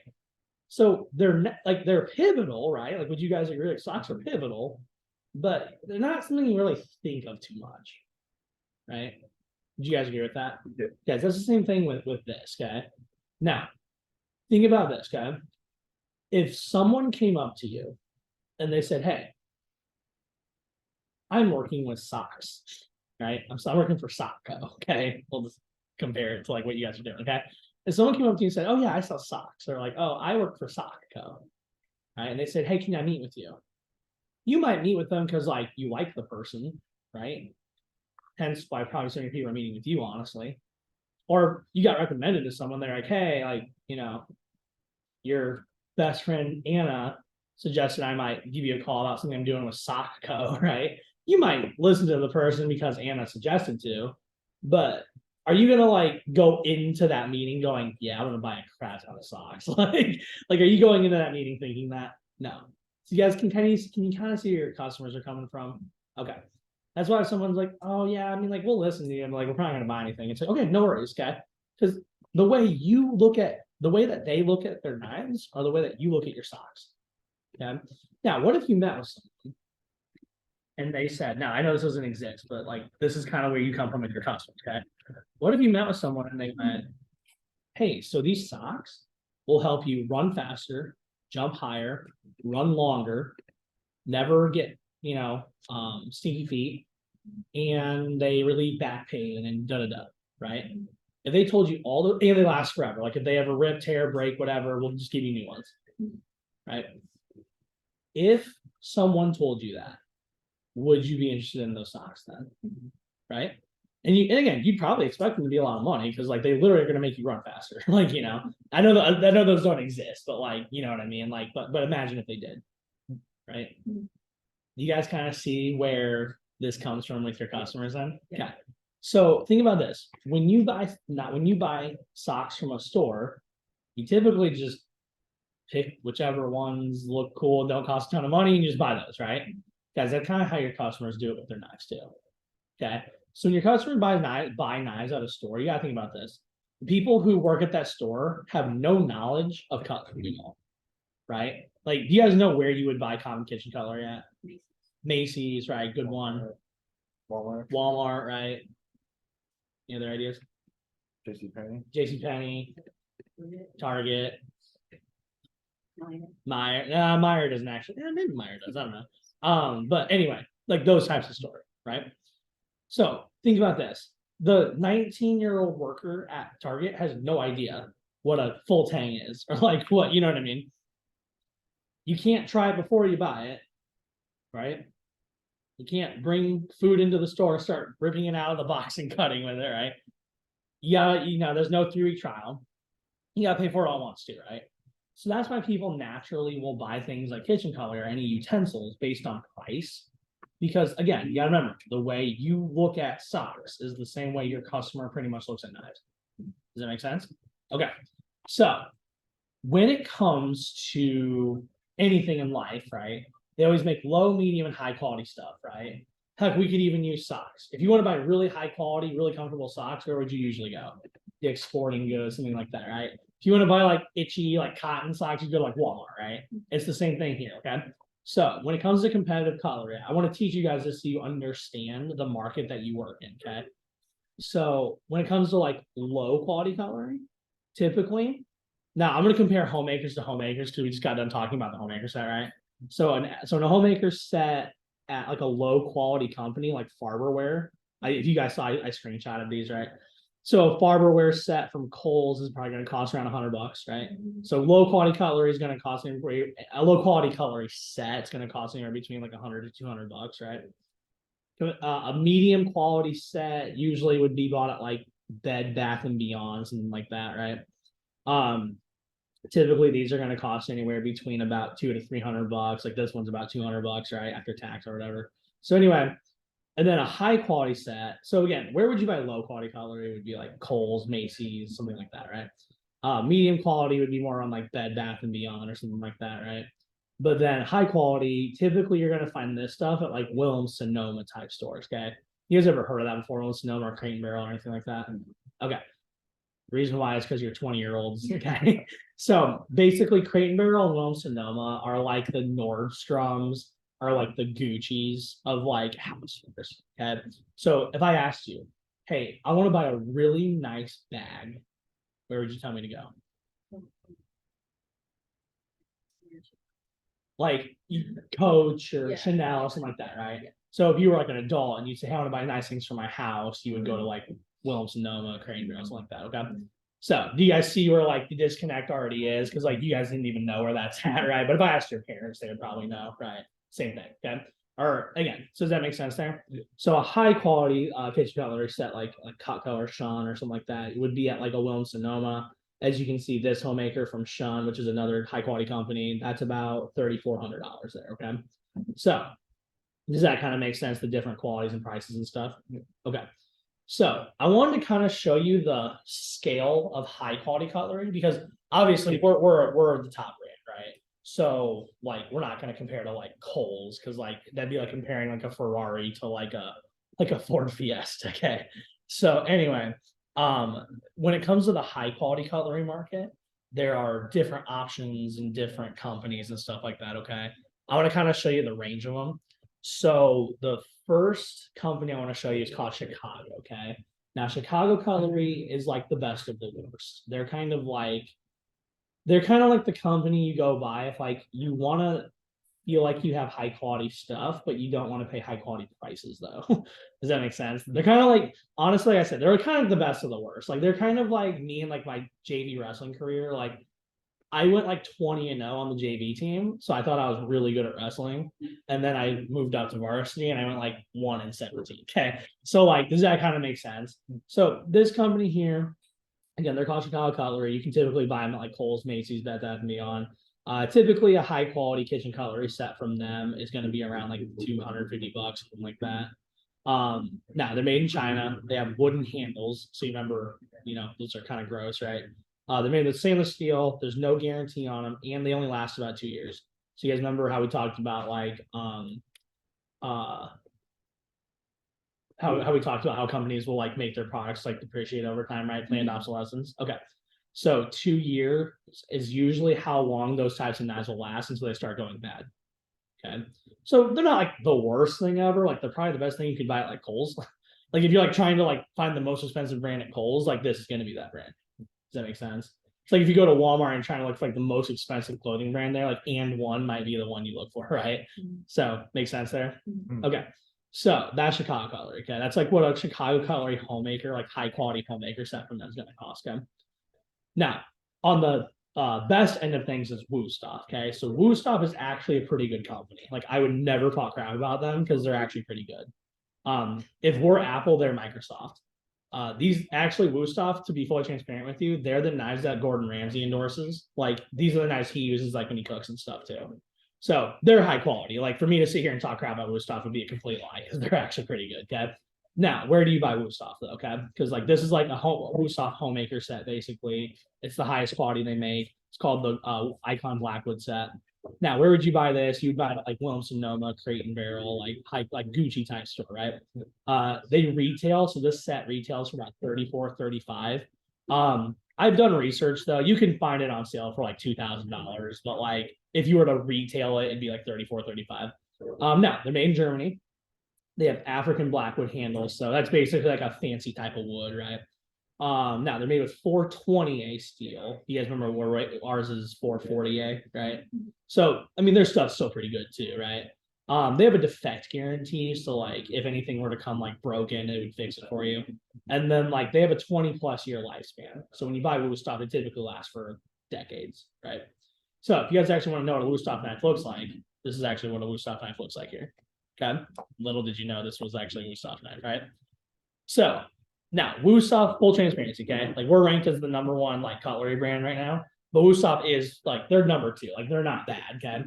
But you might be like, well, like obviously people buy Woostoff, like they're Gordon Ramsay's knives, But you might be like, well, why do a lot of people that I know not buy things like Woostoff, right? I'll be honest with you, a lot of times the reason why people don't love these types of knives is because they require a lot of maintenance, right? You guys ever seen a Gordon Ramsay show where he takes a little rod and he's like, shoo, right? Okay, does the average person know how to do that? No, like Gordon Ramsay or Bobby Flay might know how to, right? But like your mom and dad don't know how to, right? So let me show you something real quick.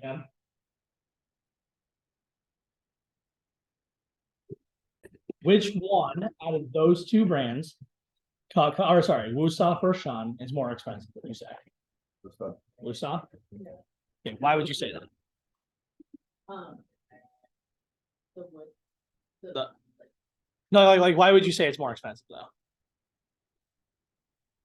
It's a pretty simple answer, actually. You would say it's more expensive because of the price, right? Because the price of Woosoff was like 34, 35, right? And this was 250. Oh, yeah. So you would say Woosoff's more expensive because of the price, right? Yeah. Okay. Can I tell you something real quick? You both are really wrong. Now, I'm not making fun of you when I say that, okay? But I hope this helps you understand where the disconnect is, okay? The reason why you guys are wrong is because of this, okay? So when you think about Chicago, you think about Woosoff, right? So the initial price for Chicago was $250, right? But the thing is, it only lasts 2 years, right? So you're gonna have to just constantly replace those over and over and over again over the span of like 40 years, right? So after 40 years, if you replace it every 2 years, let's say, it's gonna cost you $5,000 over the span of 40 years. Okay. Where with Woosoff, you only really gotta buy it once. Does that make sense? So you might be like, oh, I never thought of it that way. Right? In the long run. So guys, this is the difference between you and your customers. Your customers think in terms of like decades and years. You guys think in terms of like days and weeks, which I'm not dissing you for, because like when I was 20 years old, I did too. But you guys don't think about things like 401ks or retirement plans or college choice accounts or, you know, your home equity loans. You guys don't even probably know what that stuff is, sort of too. And I'm not making fun of you for that by any means, but I'm saying, like, do you see where the disconnect is there? Yeah. So the thing is like your customers think in terms of years and decades, right? So when you talk about this stuff, that's the perspective they're thinking in. Does that make sense?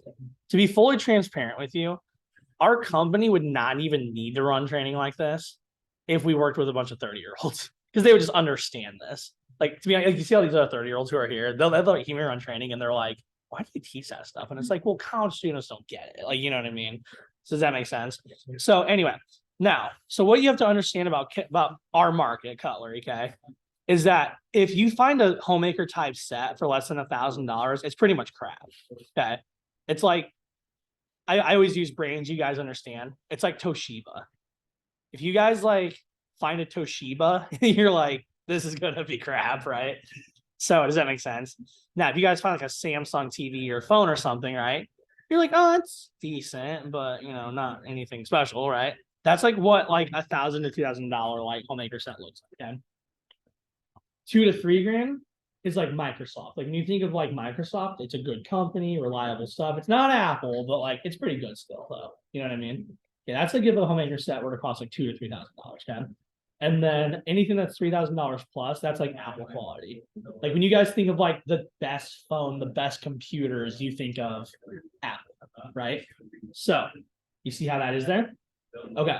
So when a product offers twice the quality and value and twice the quality and twice the value, what makes sense about the price? It's gonna be probably twice the price, right? So go ahead and drop this down. That means homemakers are gonna cost probably around $4,000. Okay. Now I know when I tell you that, I'll tell you when I was in training when I was 18. Okay, such as my background yesterday. I remember when my manager told me a homemaker was going to cost $4 grand. I was like, I about pooped my pants. I was like, oh my gosh, I'm not going to sell anything. I got really nervous. I was like, there's no way I'm selling this stuff. Like, I don't know people who are going to drop that kind of cash on my cuck. Okay, now if that is your thoughts right now, I totally understand where you're coming from. And guys, it would make sense because I'll be the first to tell you, Cutco ain't cheap, okay? You guys can probably understand why it's not either. But like Cutco ain't cheap, okay? Like I never said it was either. But what you need to understand is that the way you look at $4 grand and the way your customers, your mom and dad or your best friend's parents or whatever, the way that they look at $4 grand is different than the way you look at $4 grand. Does it make sense? So let me put this in perspective for you real quick. Do you remember when you were like 10 years old or maybe like 5 years old and like your mom gave you $1 or something and you like were like, oh, I'm rich, right? and you like go to like buy a pop or something, and what do you know? And like pop's like what, 125 or something like that, or 150. What did you quickly learn about a dollar when you were like 5 years old? It's really not a lot of money, right? And then you get to like middle school, right? I remember when I was in middle school, my dad dropped me off at a movie one time. He gave me $10. And I was like, yeah, let's go. I'm gonna get popcorn. I'm gonna get like a soda, right? Well, how much are movie tickets? They're like $10, right? So what did I learn about $10 that day? Not really a ton of money, right? Then I got to high school, and you guys might be around this phase of your life right now, but then I got to high school, and $100 became a lot of money, right? Remember my I can't remember who it was. I think it was like my aunt or something. But I remember one time one of my family members, like my aunt and grandma or something, gave me $100 for my birthday. Like they sent it in the mail, right? $100 bill, crisp. I never had seen a Benjamin before, okay? And I felt pretty good about myself. I was like, yeah, let's go. And I remember going like, I'm gonna buy myself a pair of Jordans, right? So like I went to the mall, went to Foot Locker to go buy myself a pair of Jordans.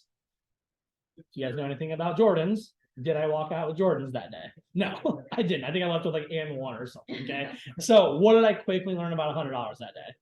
It's really not a ton of money, right? Well, then I got to college, and this is probably where you guys are at right now.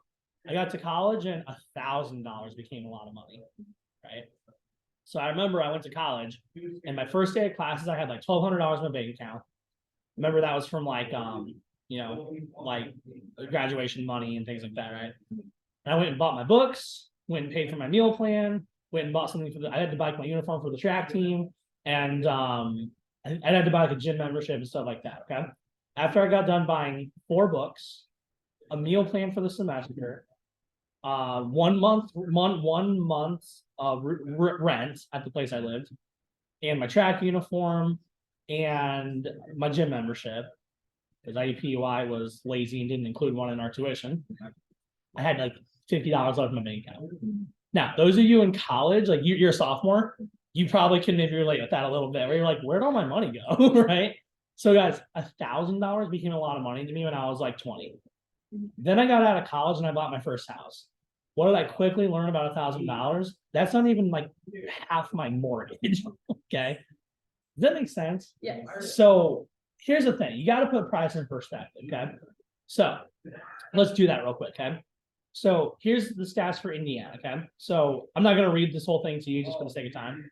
But basically, here's the stats I found. The average household income in Indiana is $75,000, right? So the average family in Indiana makes 75 grand, right? I'm a customer. $4,000 of 75,000 is 6% of their yearly income. So is Cutco cheap? No, by no means is it cheap, right? 6%, that's a decent amount, right? But think about this. So if you look at this study here, basically, if you are a dependent, meaning like you were like living with your parents still, the average student usually made about $4,000 in a year. Okay, this was in the last decade where they did this study. Okay, if you were an independent, meaning you didn't live with your parents, you were living on your own, something like that, right? You typically made about $14,000 in a year if you were like a college age student. Okay, so think about this. Most people are usually dependent on their parents at this point in their life still. So I took the number of 3,900. 6% of 3,900 is 234. Now we got that 6% from this, right? So guys, essentially what I'm trying to show you is that like $4,000 to your Mac customer clients is like $234 to you. Mhm. So if I said, hey, Cutco Homemaker is going to cost $234, that would still be expensive, but you wouldn't freak out over that. You'd be like, oh, that's expensive. But like, I get why it's expensive, right? Like it's obviously high quality, all that stuff, right? If I said $4,000, you'd be like, poop your pants, right? Does that make sense? When your customer hears $4,000, it's like you hearing 234. Does that make sense? You guys have to just remember you're at different points in your life. You're 20 years old, where like you could really make $1,000 go a long way, right? Guys, I can probably spend about $1,000 in 2 hours. It's called, and it wouldn't even be on anything glamorous. It'd be on my mortgage and my heating and my water. Okay. Like for me to just wake up in the morning, I'd have to probably spend that much. Okay. So, but again, I'm 27. I'm at a different point in my life than you guys are. When I was 20, I could have rolled around forever in $4,000, you know? So does that make sense there? Okay. So here's the other thing you have to remember about Cutco too, okay? So think about the kitchen, right? Because that's where Cutco goes, right? You guys didn't realize this. Furnishing a home, not a fun thing to do. Well, when I say not a fun thing, it's like it's fun because like it's your house, but like you're also dropping just gobs of money too. So a new fridge in a house is usually going to cost like $2 to $3 grand. Usually it's like a 10-year lifespan. Okay. So you guys know when your parents go to Home Depot and they get really excited because like Home Depot to us is like Nordstrom to you guys. Okay. So anyway, because this is where you buy kitchen appliances like Home Depot, Lowe's, things like that, right? So at Home Depot, if you want to buy a new fridge, typically it's going to cost $2 to $3 grand. And that's even for just like a normal one too. If you want to buy like those really bougie ones with like the TV screens in them, right? Those are like 5 or 10 grand. Okay. So I was gonna say 2 or 3 is about normal, I would say. A new oven's usually gonna cost like $2 to $4 grand, depending on just what kind of brand you buy and stuff too. New dishwasher is gonna cost $1,000, $2,000, maybe a little cheaper if you get it like on a holiday sale or something. Granite countertops. If you guys want to know why your parents get really mad at you for not putting coasters down, this is the reason why. You guys ever like seen someone get mad at like you because like you didn't put a coaster down or something like that? It's because you ruin the material when you do that. Because when you see a countertop, okay, because most countertops in most homes are made out of like some kind of granite, right? If you guys didn't realize this, your countertops usually cost anywhere between $10,000 to $40,000, depending on like the materials and stuff. You see a place to put your stuff down on, they see a $10,000 countertop, right? Okay. Oak cabinets usually cost about $10,000 plus to put in. They usually last like 20 years, but like, you know, makes sense. Are you noticing how a lot of things in the kitchen last a long time, but they're a lot of money, right? Okay. So I always wish I could do this section for people's parents too, because like they just sit here and go like, why are you telling us this? Like we know this, like, you know, but when you're like 19, you're like, holy crap, I never realized, like, you know. So new floors, by the way, usually cost like $10,000 plus to put in, and then I last 10, 15 years. Putting in new floors is like the worst thing ever too, by the way. Like, not I don't encourage it. So anyway, this is what the average kitchen looks like, right? Nothing fancy, just average kitchen, right? So when you look at all those things we just went over, look at the price of all those and how long they last, right? Let's throw Cutco in there. Does that look out of place to you, or does that look like it shouldn't belong there? No, it looks pretty much, and it lasts forever too, right? So does that make sense? Like, why when your customers hear the number of $4 grand, by no means, like, think about this. When your parents go to Home Depot and buy a new refrigerator, they're not like jumping for joy. They're gonna drop $2 or $3 grand on that refrigerator, but they get it though, right? Like when the Home Depot guy goes, yeah, this is gonna cost about $25.72. Your mom doesn't go, oh, $25.72 and like blow up, right? She goes, oh, okay, right? Now, if you went there and said, you know, I want a new fridge, and they told you the price, you might freak out, right? But it's because you're 19, you're not buying a house yet. When you're 28 and you're buying your first house, like you will, you know? So does that make sense there too? Okay. So basically, guys, when you close on the homemaker, you have to realize where your customers are at. Cool, cool. All right, so it is 4:50 right now. Let's take a quick 5-10 minute break. We'll be back here at 5. And our last hour, we're gonna finish up with everything. Okay. Sorry, not hard. At this point, okay, you should be on page 12 of your blue book. Okay, so go ahead and get your blue books back out here. I was gonna say we'll use your computers in a little bit, but okay, cool. Awesome, awesome. So I was gonna say we should be on page 12 of your blue book or slide 24 of your is the recording going? Okay. Or slide 24 of your viewcutco.com slides here. Okay. So again, the ViewCutco slide should be on one side of your screen, and the manual part should be on the other. So if you're on the virtual program here, so, or if you're watching this recording. So again, let's go ahead and dive into the manual here. So at the very end here, so it says, hold on one second here. Okay, cool. So at this point it says, so Mrs. Jones, when it comes to high quality kitchen cutlery, hey, Reagan, can you close the door behind you? Thank you. So, Sorry, what page are you? so we're on page 11 of the manual. Thank you, Reagan. And then, yeah, we're on page 11 of the manual here. So again, you're on page 12 of the blue book, okay? And you go, so Mrs. Jones, when it comes to high quality kitchen cutlery, It's like anything else. There's a wide variety of quality and prices. Cutco's top rated, so we only compare to the highest quality brands. Here's a price comparison sheet for our top competitors, Wusthof and Shun. Have you heard of them before? They go, yeah. Cool, awesome. So these high quality sets are made overseas and are two of the top selling brands in stores. And each brand has different types of sets, which range in price. Wustof's the most popular. So as you can see, the price for the Wusthof set here is let's go ahead and jot this number down. 3,435. So 3,435.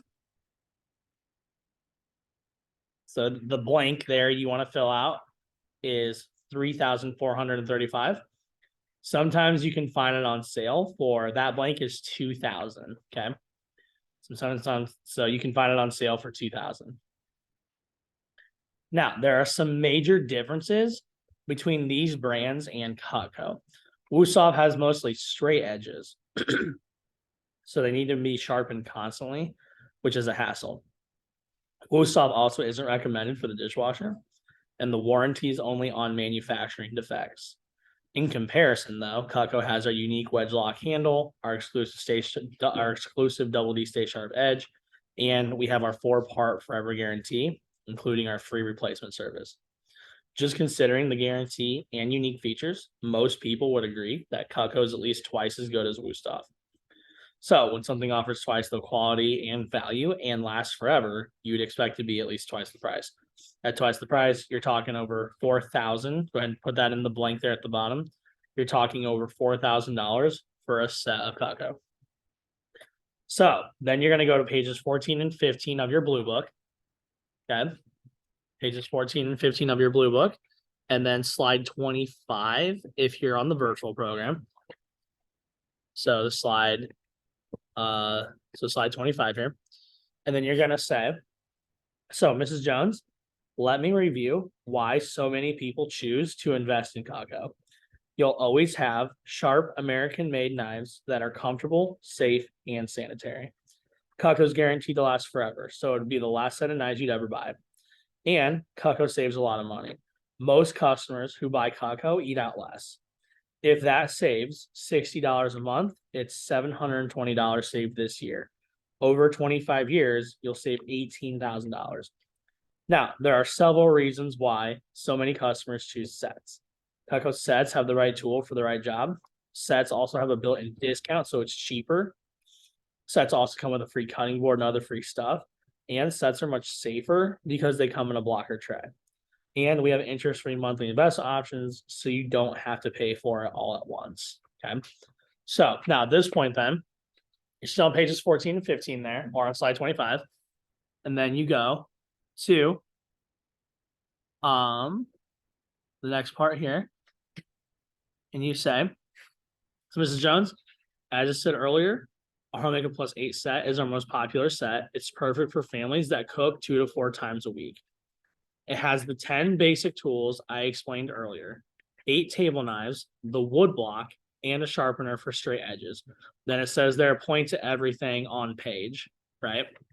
So basically, all you would do is take your pen and just make sure make sure she sees everything, okay? You don't need to open that up or anything, but like you can just like show everything on that page, okay? So now, if you're on the virtual program, you go to slide 26, which is the next page here. If you're in person, obviously you just stay there. So you're like, so Mrs. Jones, if you were considering a set of Cutco, would you prefer the set with the table knives? And she usually goes, yeah, I probably would. Cool, awesome. Well, the great thing about Cutco is that it doesn't actually cost $4,000. So go ahead and put that in the blank there. So the great thing is that doesn't actually cost $4,000. In fact, it doesn't even cost as much as the Wusthof sale price of $2,000.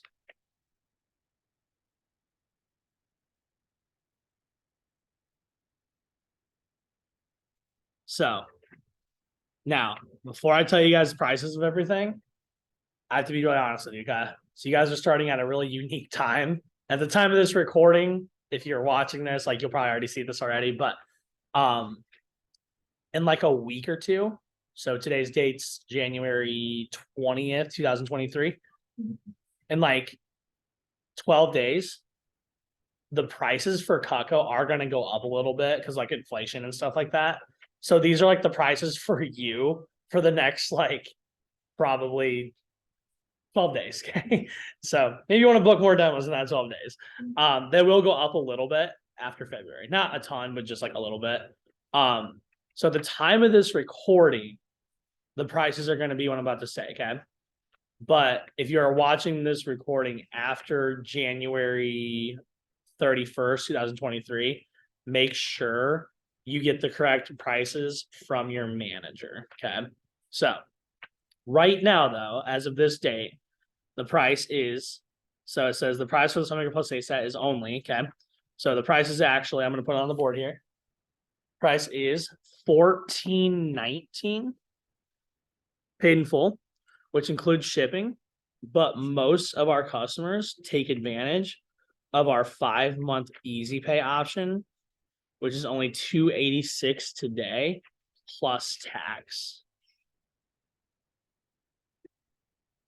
Okay. And then it says, explain 5-pay like a cell phone or Wi-Fi payment, no credit checks. Okay. So basically when you get to this point and you like get to this point of Cutco, okay. First of all, the only reason Cutco does a 5-pay is the same exact reason why Apple and Verizon and Comcast do it themselves. Okay. Think about this, right? Apple is the most expensive brand of technology you can buy at this point, right? But whether you are wealthy or you are not as wealthy or whatever, everyone has an iPhone, right? Like if someone has an iPhone, you don't look at that person and go, oh, they're really well off, right? Like, but if someone has like a Lamborghini, you're gonna think that, right? So does that make sense? Apple's the most expensive brand you can buy for technology, but everyone has Apple at the same time too. Why is that? Apple just makes it more user friendly to buy their products, right? So for instance, if you go buy an iPhone, you typically just put it on a 2-year plan and you just pay for it monthly, right? So where it says explain 5-pay like a cell phone or a Wi-Fi payment, that's exactly how you explain that to a customer. You're just like, hey, Mrs. Jones. So you're like, so it's $286 today plus tax. And basically, Mrs. Jones, that just works like a phone or like a Wi-Fi payment. You just put it on your credit card. It just comes out of your credit card every month. There's no credit checks or anything. Like this isn't like financing. This is just like making it more. I always say it doesn't kill your cash flow. So if you do want to drop that down, you can. I always tell Mrs. Jones, it's just so we don't kill your cash flow. Like think about your Wi-Fi, right? Everyone has Wi-Fi. Would you guys agree? Like whether you're rich or poor or whatever, everyone has Wi-Fi, right? Well, guys, Wi-Fi usually costs around $100 to $200 a month, right? But when you buy Wi-Fi as an adult, you literally just call Comcast, you sign like a 3-year contract, which is 36 months, and you just agree to pay $150 every month for 36 months, right? In a way, you just buy your Wi-Fi on a 36 pay, right? Why does Comcast do that? Because if Comcast charged you in full, not everyone would have Wi-Fi, right? Because in full, it would cost like $4,000. So again, the average person dropping $4,000 on Wi-Fi for the next 3 years would be a little bit harder of a decision to do. Dropping $150 every month, that's like pocket change. Like no matter what you do for a living, every adult can afford that pretty much, right? So does that make sense? So anyway, does that make sense how to explain that too? Because if you don't explain it the right way, Mrs. Jones is going to think like they're going to finance their knives and like this isn't a car, like we're not a bank, like you're not financing a house, okay? Like this is simple. Again, the only reason we do it is just so it doesn't kill their cash flow. Does that make sense? That's the only reason we do it. There's no advantage to paying in full. Because sometimes too, people will ask you, well, do I get like a discount if I pay in full? Because like that's how your car insurance works, right? Like if you buy your car insurance in full, you get a discount. There's no advantage to paying in full. Okay. So I mean, like your customers can pay in full if they want to, but like there's just no advantage to it. And on your guys' end, you still get paid like it's an in full order. So let's say you sell a $1,200 order on a 5-pay, you still get paid off of $1,200. Yeah. So honestly, that's another reason why I love Cutco, because it was like they make everything user friendly for us. So your customer can just drop $200 and you still get paid like it's a $1,200 order. Because it technically is, like, you know. So does that make sense there too? Okay. Just make sure you explain that the right way though. Because if you're not careful, they'll overthink it and they'll get turned off. Okay. Cool. All right, keep going there. So you're like, the basic set. So the basic homemaker with no table knives is $11.22 in full or $2.26 on a 5-pay. Okay. Also, real quick, if you guys do want to eat while we're doing stuff, you can. I know you have like a lot of stuff on your plate, but you can like eat while we're doing that. And then yeah, I think there's food right there. I was trying to see where it was at, but yeah, go ahead and grab your food real quick. I'll give you like 2 or 3 minutes if you guys want to establish yourself doing that there.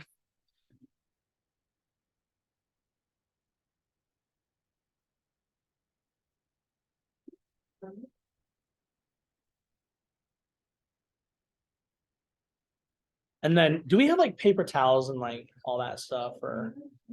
Yeah. Yeah, I was gonna say, just in case, I know it can be kind of greasy, so.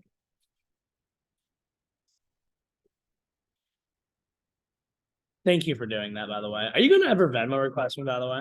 Okay, because I knew I was gonna have to go buy food again today. Okay, gotcha. What's- Okay. So did your account get taken off a hold today? I did get paid today, but I can't tell if I got paid for 2 weeks old. I'll have to check. Because if so, you're still not tabbing for me. I mean, I also got paid 50% on my orders, so.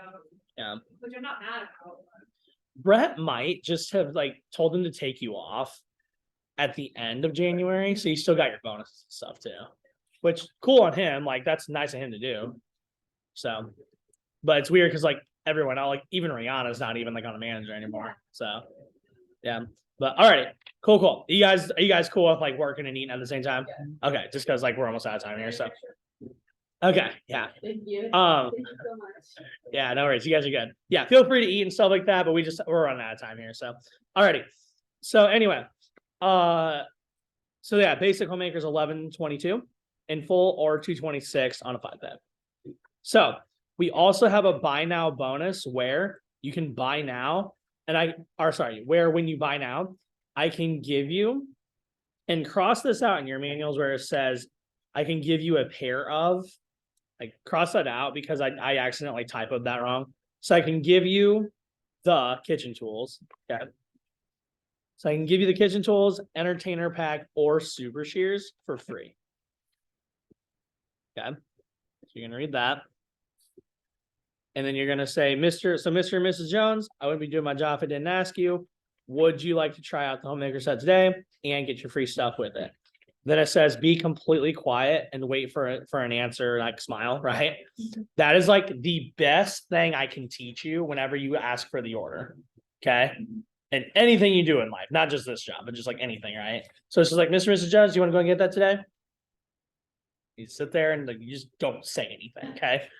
Like, I think you guys have probably heard that before too, especially if like you're a girl or a guy like asks you out and he's like, hey, like, do you want to hang out like this Saturday? And then you're like, but if you don't, it's okay. I understand. Like, have you ever seen someone do that? Right? It's like weird. Don't do that here, okay? Because if you do it, honestly, there are times you'll ask for the order, and Mr. and Mrs. Jones will just look at each other and they'll be like, "Oh, do you want to do it?" And they're like, "Just shut up at that point." Okay, does that make sense? So, if like you need to star that, highlight it, blow it up on your wall, whatever you got to do, but you got to be completely quiet and wait for the answer. Okay. So, make sense? Yeah. Okay, cool. So you guys see how now we're in the closing phase, right?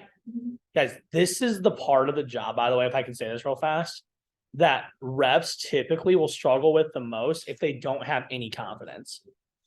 Because do you guys remember when you were growing up and you would ask your parents a question that you didn't think they'd say yes to? So you'd ask kind of like a wimp. You'd be like, hey, mom, like, right? I try to butter up or whatever.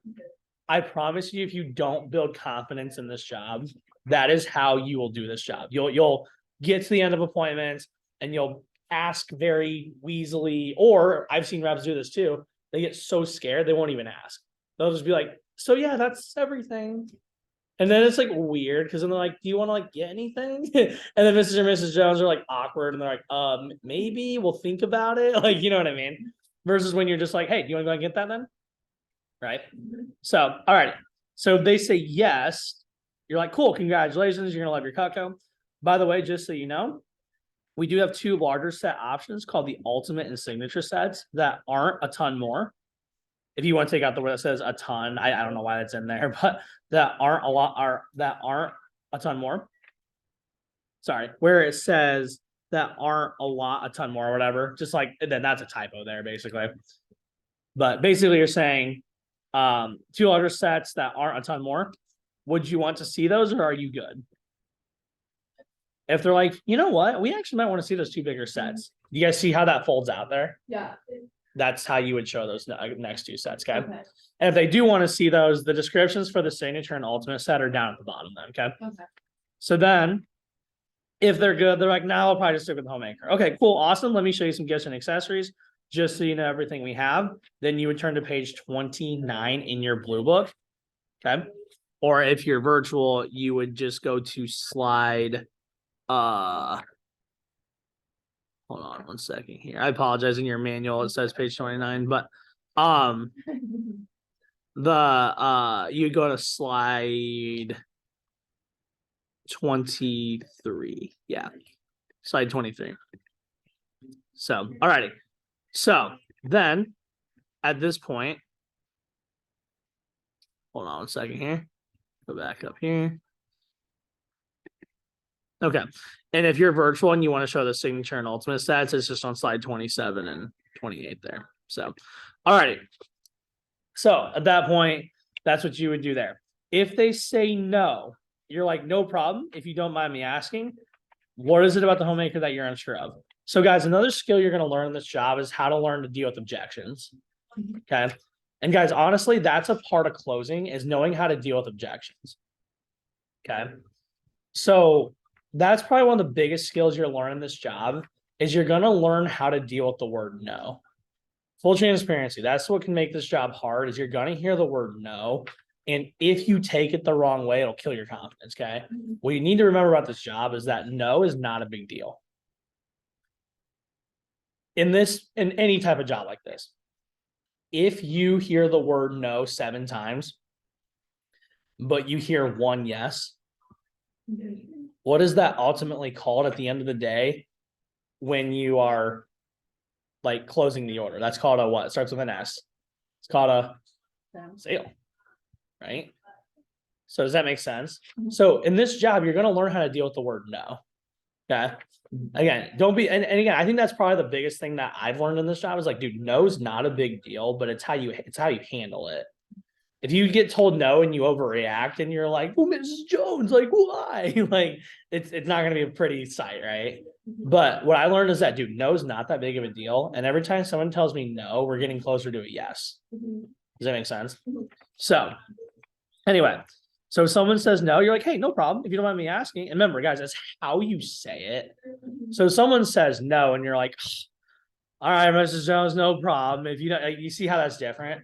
So what I've always said with no, guys, and if you guys want to jot this down in your manuals, just again, get excited, or just like be welcoming of it. Of like, hey, no problem at all. If you don't mind me asking, what is about the homemaker that you're just unsure of, though?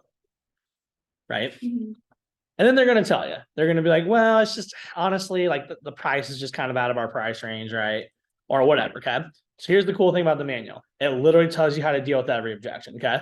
So go ahead and go down to where it says handling knee-jerk reactions. Okay.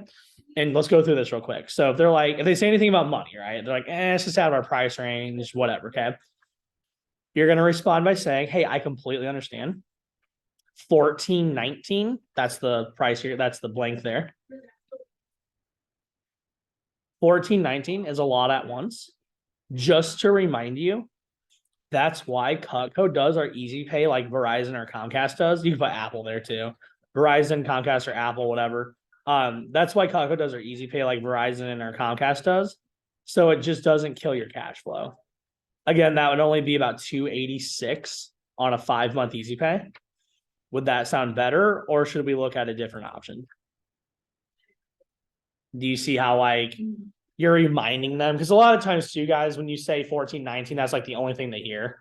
Mhm. But then when you remind them, like, hey, it's only actually like 286, because like 1419, I'll be honest with you, from an adult perspective, it's a good chunk of change. Like, that's not cheap, like, you know. But 286, I mean, honestly, like that's I really wouldn't bat an eye at 286 if I was an adult, because that's like on a monthly basis too. That breaks down to like $30 a day. Like, it's not really that big a deal, right? But 1419, that's a good chunk of change. Like, I would think about that, you know what I mean? So does that make sense there too? Now, and again, at the end, you're like, hey, does that sound better? Or should we just look at a different option? If they go, we might need to look at a different option. Okay, no worries. And just drop down to the next set then. Okay. All right. Next one here. I need to think about it. Usually this is a smoke screen. They're telling you this because they just don't know how to tell you no. Okay. It's usually someone who's like kind of nice, like they don't like hurt your feelings or whatever. Okay. So guys, full transparency in this job, you don't get paid to feel good. You get paid to like get results, right? So you got to be transparent with people. Okay. Remember we talked about that yesterday. Like, you got to be honest with people, right? So this isn't that objection. You're like, gotcha. Totally understand. 1419 is a lot of money to be impulsive about. Do you mind me asking, is it just the price or too many knives that makes you hesitant? Okay. Now, if they say anything about price, cool. Then you just go to too much money. If they say it's the size, cool. You just go to too many pieces then. Okay. Something I've noticed people say sometimes too is they'll be like, well, Jim's not here, right? Or I need to talk to Heather or whatever, right? Yeah. Now, guys, this next objection of need to talk to spouse, I'm going to be honest with you, it's not my favorite objection to say, because the reason why I don't care about the other objections is because they're not that big a deal, right? Like, if someone thinks the price is too high, it's like, hey, no worries. We can either do this or we can do that. No big deal, right? When someone says their spouse, though, it's like, I get it. Cause like, you're married, you want to make decisions together. Like, I totally understand that, you know? So in my opinion, the best way to deal with this objection is just to what? I might have asked that when you guys have food in your mouth. I'm sorry. But the best way to deal with this is to what? It's like a race to finish your food, by the way. For the sake of time, I'll answer that. It's to just have them there, right? It's just to have them there, right? So now, if they're not there, maybe they thought they would be, but they got caught into work late or something. I get that, okay? So you would say this about the spouse, okay? So it's a little bit longer though, so that's why you gotta like, you know, read the manual word for it, because you're probably not gonna remember all this. But you're just like, cool. I totally understand. 1419 is a lot to make a decision about without your spouse. Do you mind if I'm just honest with you though? And they always say yes, as long as you have good rapport with them, right? Like, you know, does that make sense? Now, if you don't have good rapport with them, they might treat you like crap already, right? But like 9.9 out of 10 times, they're just gonna be like, yeah, sure. Like, please be honest with me, right? So you're gonna be like, cool. Do you mind if I'm honest with you though? And they go, yeah. You go, in most cases, if I leave and you talk to Jim or Heather or whatever, they won't understand the value since they weren't here. So if it's cool with you, how about I show you smaller options, and maybe there might be something you feel more comfortable with right now. Then at least you have Cutco and he can see the value and you can just add on later. Would that be okay with you? At that point, they're at least willing to hear you out and like go over the other options at least. But in my opinion, best way to handle this is just have Mr. Jones there. Okay. Next one there, they say it's too many pieces or it's too, you know, too large or something. You're like, cool, awesome. I completely understand. We actually have a bunch of smaller options. Why don't I just show you those real quick? And you just drop down to the smaller options then, right? Cool. Can I buy just one piece? Hey, of course you can. Just so you know, though, we actually have a ton of smaller options that are safer and you get free stuff. Why don't I show you those? And if none of them appeal to you, we can just pick out whatever pieces you want then. Does that sound good? And they're like, yep. Now, guys, I want you to be aware of this objection because this will happen to you and you need to know how to deal with this, okay? If you're a good rep at Cutco, you will just follow the manual word for word, like I keep preaching over and over again, okay? If you start doing your own thing, here's what this looks like. At this point, your customer only thinks we sell homemakers and pieces, okay? So this will happen sometimes. They'll be like, hey, Maddie, we love Cutco, but we probably wouldn't use everything in the homemaker set. Can we buy just like this one knife? And they'll typically hold up like one of the ones you brought with you, right? So you're gonna have a lot of just like single trimmer sales or something like that, right? Guys, that's not the right way to do this job, but it's the easy way to do this job. Because if you're a rep who just wants to take the easy route out, they'll hold up the trim, like, can we just buy this one knife, right? Mhm. And if you're kind of being lazy, you're gonna be like, yeah, sure. Then you'll write up the order, right? If you're gonna do your job the right way, you're gonna read the manual word for word. And you're gonna say to them, yeah, of course you could buy that just one trimmer, but just so you know, we actually have tons of blah, blah, blah, blah, right? Guys, the reason why you need to do that is because they probably like other things Cutco has, but because they only think we sell like pieces and like homemakers, Mhm. they're kind of settling for that, right? So here's the thing, I don't care what you sell, to be honest, but I care that you show them all their options. Does that make sense? If they just want to buy one trimmer after you show them all their options, that's fine, right? But like, you have to show them all their options though. Oh, but Aaron, my grandma like insisted she wanted only the trimmer though. Okay. Well, did you actually ask grandma if you could show her the other things, or did you just assume that? Remember yesterday I talked to you about don't make assumptions for people, right? That does happen. Where I have reps who work and they're like, well, Aaron, you don't understand my situation. No, my grandma, she's very, very, very harsh. Like she told me, no, Aaron, I only just want to buy the trimmer. That's it. And I'll be like, hey, Jimmy, if I had a recording of that appointment, did your grandma like actually say that? Or did you just assume she was going to say that? And Jimmy's like, well, I know my grandma. I'm like, oh, yeah, you know your grandma? You've been alive for 17 years and your grandma's been alive for 80. Okay. Do you really know your grandma as well as you think you do? Like, so does that make sense? Like, don't make assumptions for people. Right. Okay. So cool. Next one there. I definitely want to buy later. Guys, this typically is another objection you'll deal with. I hate to tell you this, but I'm going to tell you something so that your parade doesn't get rained at least on. Guys, a promise sale is a no sale. I'll say that again. A promise sale is a no sale. So we have a kind of saying in our office, we always say, a trimmer today is better than a homemaker tomorrow. Okay. I'll say it again. A trimmer today is better than a homemaker tomorrow. Here's the reason why. Okay. You'll have that happen where people will be like, oh, we really like the homemaker set. Can we just buy it next week and we get paid? Now, from a 19-year-old perspective, you get excited because you're like, yeah. And then you call them, you're like, I just sold homemaker, but they're not going to pay for it until next week. Right? Okay. Guys, here's the reason why that's just not going to happen. First of all, they have other bills in their life than cutlery. Okay. And at the end of the day, Cutco's like not the most important thing in their life, if I'm just being really honest. Okay. So here's what happens when you do this, guy. So this line represents their perceived value. Okay, we just got to talk about value for an hour, right? So this is their perceived value. This is where it's at whenever you get done talking in your closing, right? It's at an all-time high, right? Okay. If you tell them that, if you're like, yeah, you can buy the homemaker next week, that's fine. As you get paid, blah, blah, blah, right? Here's what's gonna happen, okay? So the minute you leave their house and you're gone for like 4 hours, that's their perceived value now. Why? Because it's not like they're just sitting there for like a week thinking about Cutco, right? Like they have other things to do with their life, right? Okay. So then a week from now, when you call them back to try to get that order, here's where their perceived value is going to be. It's going to be just like one little line. And that little line is just them going, yeah, they're nice knives that cost a lot of money, right? I promise you, when you call them back in a week, they're going to be like, one of two things. They're going to ignore you because they don't want to let you down.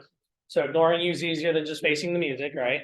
Or they're going to be like, oh, I'm so sorry. Just things came up, right? So full transparency, guys, when you're an adult, your financial situation is not going to change in a week. Does that make sense? So I'm not saying the people who tell you that don't have good intentions, because they do. But if I'm being completely honest with you, those types of people who tell you that typically are thinking with emotion and not logic. Logic would say, dude, your financial situation is not going to change in a week. Right? Well, Aaron, like, what if they get paid a big bonus?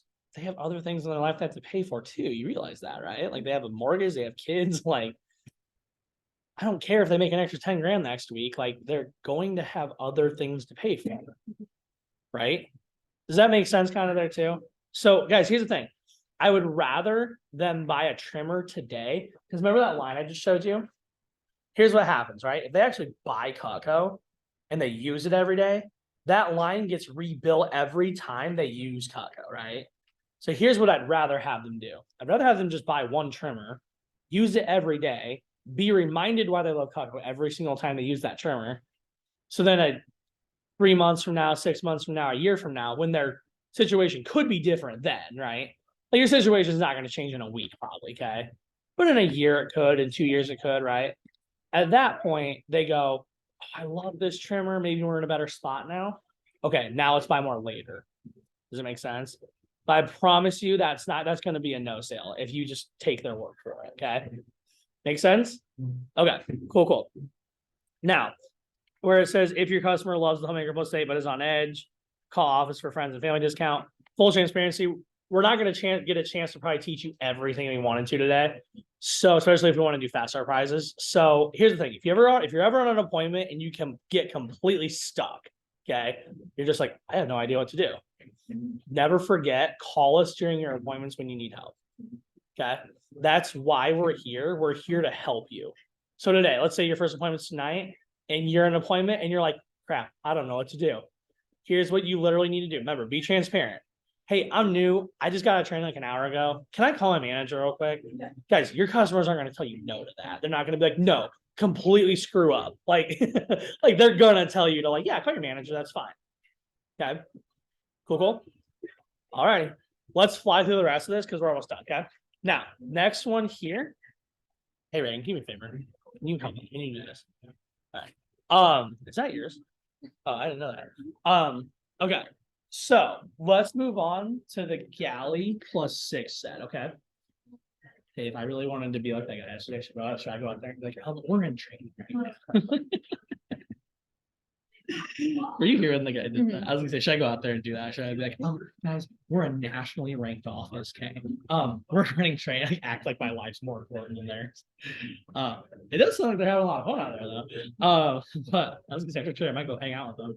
But anyway, okay. So on page 22 and 23, for the sake of time, I'm not gonna probably get a chance to read everything right now, okay? So at this point, you guys know how to read the manual word for word. So what I'm gonna do is I'm gonna give you the prices and the blanks to fill out. And then I'm gonna kind of brush over these sections, not read them word for word, but I need to show you what to do on these. Okay, so let's get going here. So page 22 and 23 on the Galley plus 6. Okay, so you're gonna read this, and it's gonna be like, hey, the Galley plus 6, I recognize Best Buy, and it says it comes with, and you're gonna point to the picture of the things that it comes with. Okay, and then it's gonna say instead of paying $14.19, so let's fill in some blanks here. Okay, so instead of paying $14.19 for the Homemaker set, the Galley plus 6 set is only $10.24. Okay, and I'll put it up on the screen too. So it's only 10.24 or $2.22 on a 5-pack. And if you see where it says INMI, it's Michigan, as we have Michigan reps sometimes, but you guys are all in Indiana, so just write the Indiana ones down. If you're watching this recording here in Michigan, write the Michigan ones down. If you're in Indiana, write the Indiana ones down. But actually, I just forgot in the recording. If you are watching this recording after February 1st, 2023, the prices aren't even going to be the right thing anyway. So talk to one of us managers and we'll get you the right prices. So, all right. So the Galley plus 6 set is $10.24 or $2.22 on a 5-pack. The basic Galley is $7.89 or $171. So the Galley set is like pretty much the Homemaker set, just has like a few less things in it. It's a really good drop down option. If you get the set today, I can still include your choice between the shears or the entertainer pack for free. Is that something you'd want to get today? If they say yes, congratulations, you're gonna love your Cutco. If they say no, no worries. We also have a bunch of other set options as well. Now, next set options are page 24 and 27. So go ahead and go to those here in your blue book. So at this point, you're going to say, so we have starter sets, which are great for building up over time, and they're great for gifts too. Now, where it says read and point to all their options and pieces that come in the set, this is literally what you do. Okay. If you're virtual, you're just going to highlight the pieces that come in the set and read it off the screen. If you're in person, can I see your blue book real quick? This is literally what you're going to do. Okay. I'll do like 1 or 2 of them with you and you'll get the idea. So you're going to say, so the first option we have is the Essentials plus 5 set.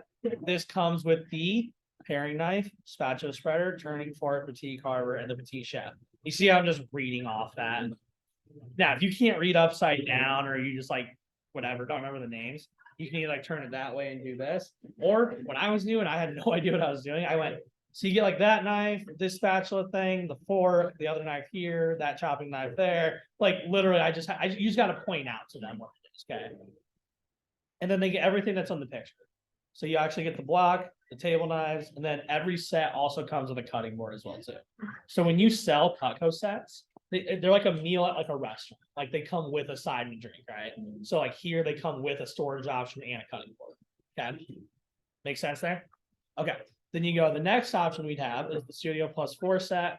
This comes with the paring knife, trimmer, T-carver, spatula spreader, block, 4 table knives, and a cutting board.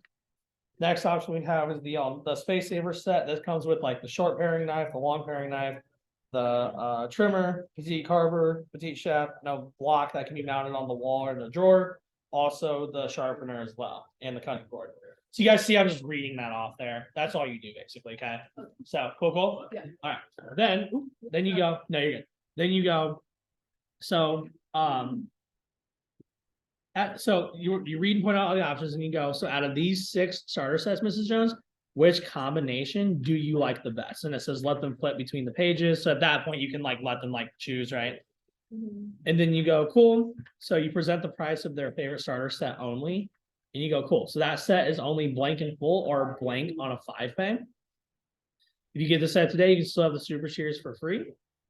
And then you go, is that something you'd be interested in getting today? And then the prices for all those sets are on the screen here. You can write them into the boxes there. So the prices are there. Yeah.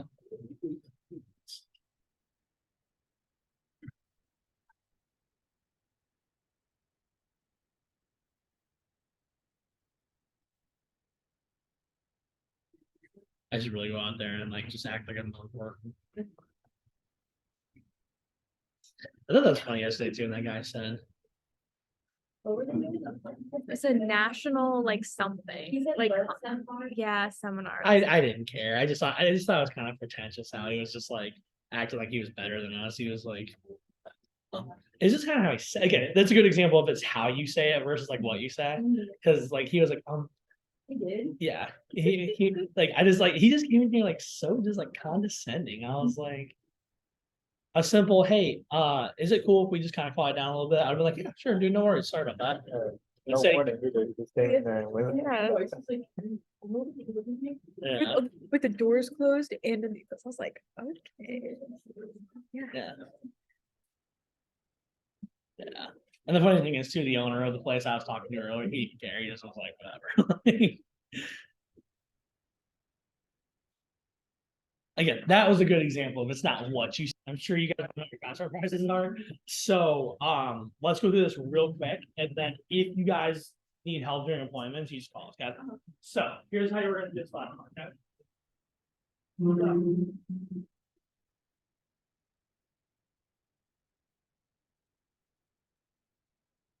Okay.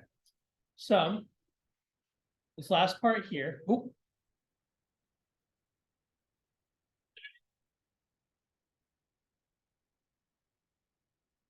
Let's slow us down today. We're usually not this far behind. And we started at 1. We actually start at 1 now. Best thing is when we went through the first part. We're probably about Food half hour cutting. behind schedule. So. Yeah. Yeah, maybe we lost a half hour somewhere, but all right. Anyway, let's go ahead and do this, okay? So, just be reminded of this too. It says in your manual, if they spend at least 400, they need to spend at least $400 retail. If they're going to put it on a 5-pay, 200 3-pay, 72 pay. Okay, does that make sense there too? Okay, so on your computers, go ahead and go to your Cutco Orders app here. I'm going to teach you guys how to use this. Okay. Now, real quick, you should be on this. So I told you to like leave it on this page after we used it last time, right? Okay, so you should be on this one still. You should hopefully you didn't close that tab out yet. If you did, cool, just go back to it. Now I'm gonna teach you how to use this, okay? So real quick, you see this little gear wheel here? Click on that. And for location, you guys are doing in-persons, so change that to in-person. If you're watching the recording, keep it on virtual. Order type, don't mess with that. Pricing setup, don't mess with that. Where it says bonus limit, your guys is defaultly set to 20. raise it to 33. Okay, if you're watching the recording, do the same thing. All right, once you get that done, let me know. Cool, cool, okay. Now, here's what you're gonna do, okay? So, on page 28, you're gonna say, Mrs. Jones, you can customize your own set, and I can probably still get you something for free. I'm gonna type out all your favorite pieces into my Cucko app so I can figure out the prices. What are your 5 favorite pieces that you like and you can see yourself using the most? Okay. So whenever you sell anything, guys, you're gonna enter it into your app, right? So they buy a homemaker set, you're gonna like obviously, like for instance, let's say they buy a homemaker, right? So here's how you would literally put this in, okay? So you go to kitchen cutlery sets. You also, if you need to find something, you can just type it in up here. Like if I'm trying to find a homemaker, I can literally just type in homemaker at the top here. Okay. But where you see where it says browse by category, like those are pretty easy to figure out, like what those are. Okay. So anyway, let's say they want to buy homemaker. So you put the homemaker in the cart. Let's say they wanted the super shears for free, right? So I'd go, you can find it in the accessories, or I just type in super shears up here. So super shears here, supper shears, super shears here. Okay. So I would add this to the cart as well, but you don't want to charge them for it though. Okay. So you guys click on these 3 dots here, and you change it to bonus. Okay. Now, so they want the homemaker in white, you would click on the actual product and you would change it to like white. But so they want it in cherry instead of honey, you click on cherry, click update. Okay. Now the super shears probably need to match their like set. So you'd click on the super shears, click pearl, right? Cool, cool. All right. And then click update. Okay. And then obviously how you bonus it is you just go to the 3 dots and click bonus. Cool. All right. Awesome, awesome. Now, here's how you do a custom deal. So this is what you're about to do right now. Okay? So on page 15, you're going to say, Mrs. Jones, you can customize your own set, and I can probably still get them sent for free. What are your 5 favorite pieces that you like? You can see yourself using the most, right? So then, let's say they go, like for the sake of the example, they're like, oh yeah, I really like the paring knife, trimmer, spatula, sweater, fatigue, carver, and butcher knife, right? So you're going to add those 5 to the cart, right? And then it tells you to go. So it says enter 5 pieces in the calculate order and tell it to calculate the price, offer the deal, right? So here's how you can calculate the deal. You don't need to do any math in this shop, okay? You see this little price tag over here? Just hit that. You see how it tells you, pay in full, this order is $491. On a 5 pay, it's 160 plus tax, obviously, right? Okay. Make sense there? Okay. So then you go, cool. Let me figure out your deal real quick. And then it says add free items to the cart. Oh, sorry, I skipped this. So it says, great. So there's actually some deals I can get to you. So special number 1 is they pick 5 knives and you can either give them shears or table knives, anything else. Okay. So you're like, cool. So it says, so for your 5 favorite knives you wanted, I can give you the shears or the 4 table knives for free. If you had to pick, would you do the shears or table knives? And it says you can substitute anything equal or lesser value. So let's say the table knives are $180. You could give them anything $180 or lower. Okay. Let's say they wanted 2 paring knives that add up to $150. You could still do that. So you can give them anything up to $180. They wanted 1,900 shears holsters. You could do that too. Okay. So it doesn't have to be just like one item. It could be like whatever, but it has to stay under that retail value. Okay. So then you go, okay, cool. Let me figure that deal out for you. Then it says add free items to cart and bonus, right? So let's say for the sake of the example, she wanted 4 table knives, right? So what you would do is you add the table knife to her cart. You would change the quantity to 4. Like, okay, you got a bonus to her. So you're going to click bonus. See how that works there? Okay, cool, cool. Then you go, okay, cool. So let me figure out the deal for you real quick. That's how fast it takes to do, by the way. That's why I kind of like your computer better, because like you can do it faster than you do it on your phone. So then you go, cool. So if you were to buy this full retail online, this would cost, and then you click on the price tag, you see where it says value here? Okay, so that's what you would tell her. This would usually cost about $675. Since you're working with me, I can actually save you. Now, do you see where it says bonus value here, 184? So I can actually save you 184. You see where I found that at? Okay. Then you go, which brings your price down to blank in full. So in full, this would be $491, right? Or blank on a 5-pay, which is $160. Right? Not $160, $100.60. And you go, cool. Is that something you'd want to go ahead and get today then? And say yes, cool, great. You're gonna load your Taco, write that up. Let me show you some gifts and accessories, just seeing everything we have. If they say no, no problem. Another deal I would actually another deal I can do would actually drop the price a little bit. What's your favorite piece what's your least favorite piece out of these 5? Then you're gonna offer special 2. Special 2. So guys, for the sake of time, because we're almost out of time here. Special number 2 is basically the same thing. And it tells you in the manual what to do. It says like delete free stuff. So I would delete the table knife. So I'd go to here and delete it. And then it says and delete their least favorite knife. So let's say their least favorite knife was the Boutique Harbor, you would delete that. And then it would say when only 4 remain, bonus the cheapest item. Right? So the cheapest item out of here would be the paring knife. So I'm going to bonus that. And then instead I can go which brings your price. So again, at this point, if I do this in full, this would cost or if they were to buy this retail $373, you can get that down to $301, savings of $72. And then in full, this would cost $301 on a 3. You can't do a 5-pay because obviously it's under $400. So on a 3-pay, it'd be $102.33. Cool. All right, awesome. So that's how you do that there then too. And then everything from there is pretty self-explanatory. Down there at the bottom where it says reserve buy now bonus, this is if you drop down to like 1 piece because like they didn't want any, they just kept telling you no. This is where you get down to 1 piece. So you're like, so Mrs. Jones, most people who like Cutco and they think we'll get some in the future, will just reserve their buy now bonus. If you get just 1 piece of Cutco today, you actually become a preferred customer. So in the future, you can still get discounts and other free stuff since you have a customer ID with the company. It also has still helped me a ton towards my goals as well. If you don't mind me asking, what's your favorite piece you saw today? And you're like, oh, really like the special sweater. Cool, awesome. So that piece is actually only like 80. So $80 in full or $40 on a 2-pay. Is that something you want to get today? They say yes, awesome. If no, you're like, hey, no worries. Like I said on the phone, I get paid just to show you. So I really appreciate your time. But there actually is one more way you could actually really help me out. And that's when you're going to ask for recommendations then, okay? So we may go just a tad over, so I'll try to finish up as fast as I can here. So then with recommendations, guys, also real fast, let me show you how to do 2 things real quick. And if, like I said, you completely don't know how to figure this out, you can always call us, okay?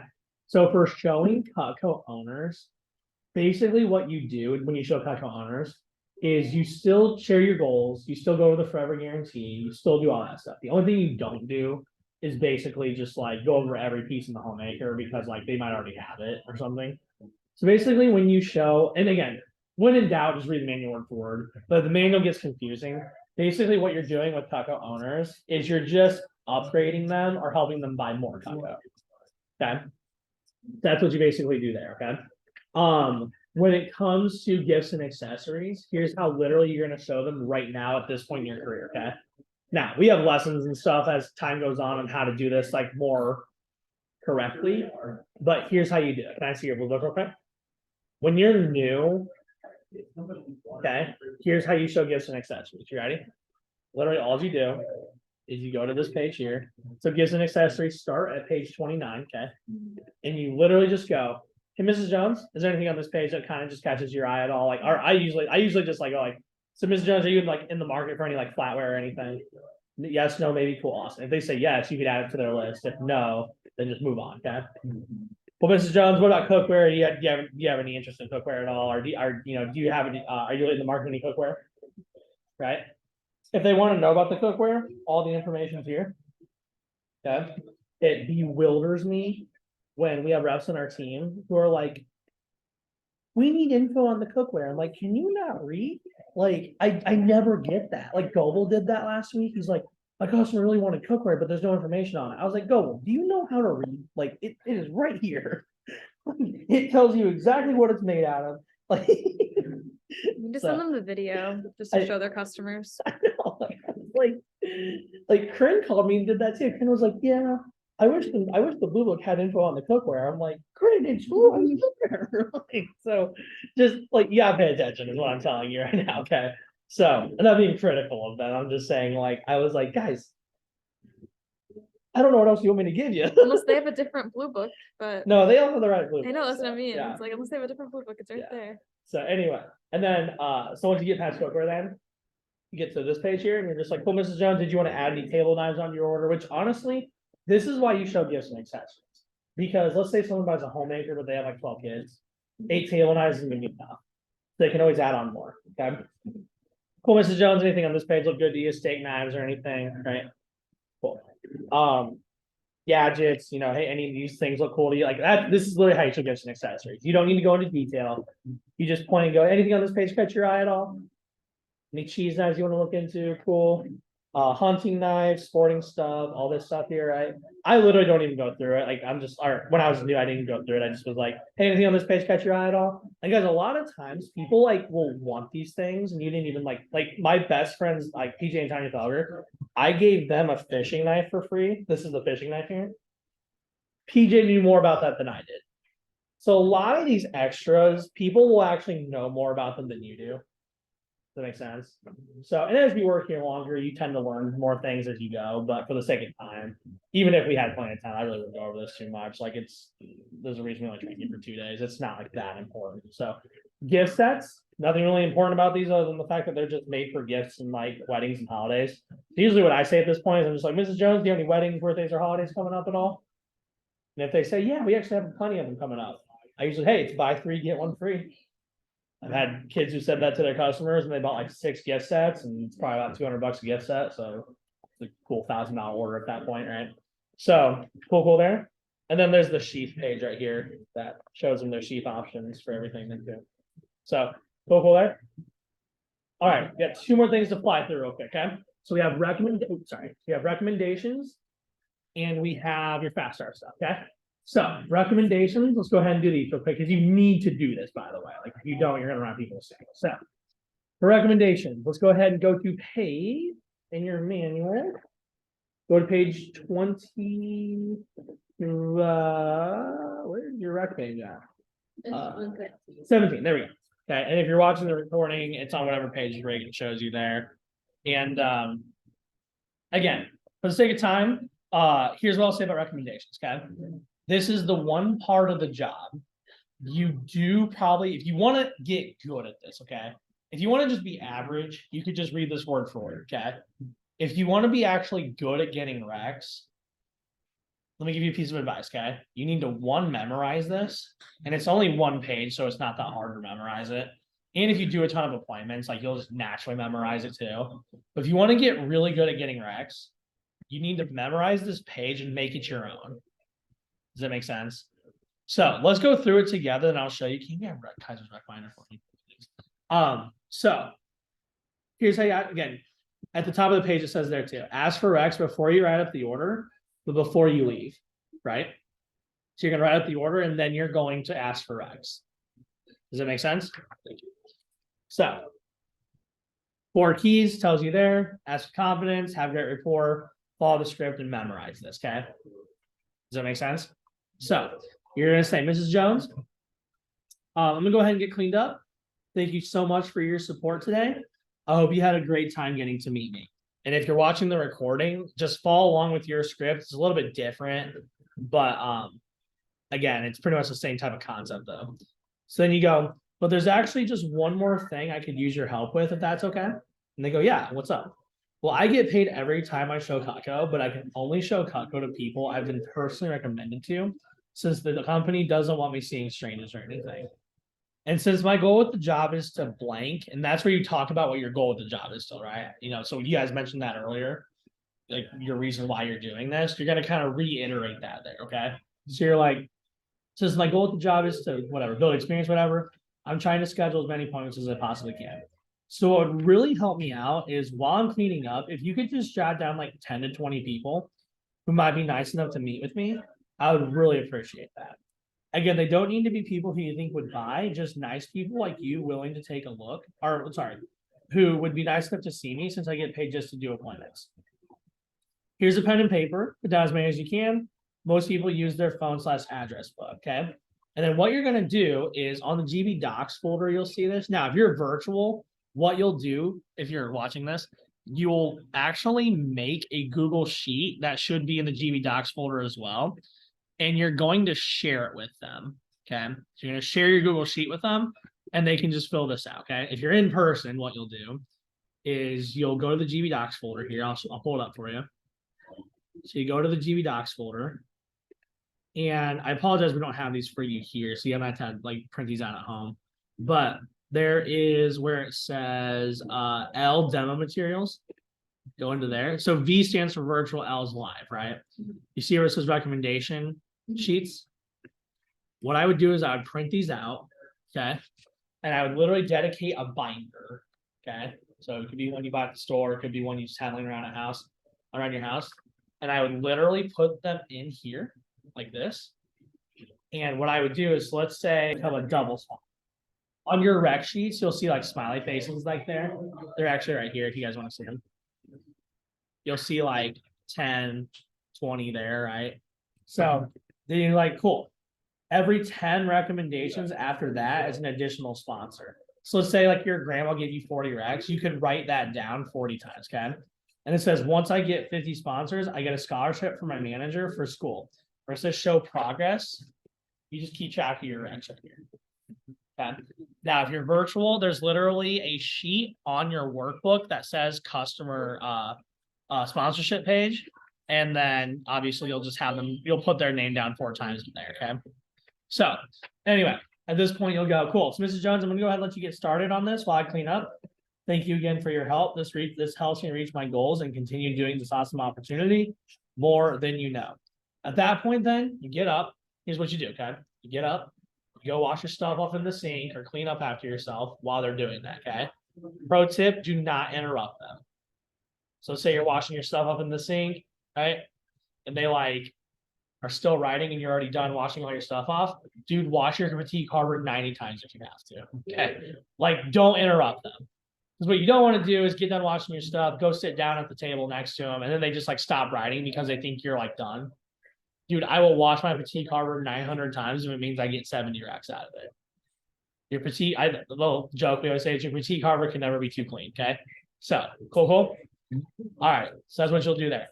Then what you'll do after they write down all their recs, you'll say, step 2, text heads up. So Mrs. Jones, thank you again for helping me out with this, but I don't want to bug anyone by any means. So before I leave, would it be okay if I send you a text that you could forward to your recommendations? This way they have a heads up that I'll be calling so I don't catch them off guard. Then it says, let me know if anyone says no. Okay. I would write that down like net at the bottom there. Like, so like in the blank there, I would write, let me know if anyone says no. Because what you don't want to do is like they send that heads up text out and then like someone says no thanks and you call that person anyway. Like that's not a fun experience. Okay. And then the sample text they need to send out to people looks just like that at the bottom. You can have them send whatever as long as it's along those lines. But basically, guys, and then the last little tip I put in your notes too, don't, if you can at least, don't leave their house until they've sent all those texts out. And it's not hard to send those texts out. It's a copy and paste message. Okay. Because here's the thing, if you leave their house and they haven't sent those heads up texts out, when you call those recs eventually, it'll be annoying and it'll be sucky because like they're gonna be like, who is this? Blah blah blah. Right. So cool there. All right, awesome. And if you're virtual, make sure you follow the instructions on your sheet there then too. Okay. So that's how you get recs. Now at the bottom, at the back here, it says handling recommendation objections. You guys can read those word for word. I'm not going to go over those right now, but here's what I've learned with objections when you get recs. As long as they're comfortable with you and they trust you and they like you, they're going to give you recommendations. Okay. Most of the time. Now, I'll tell you this, out of 10 people you ask for recs for, you probably influence 8 of them. There's always going to be 2 who just like, they don't want to give you any. And that, I'm not saying it's fun to deal with that, but I get it sometimes too.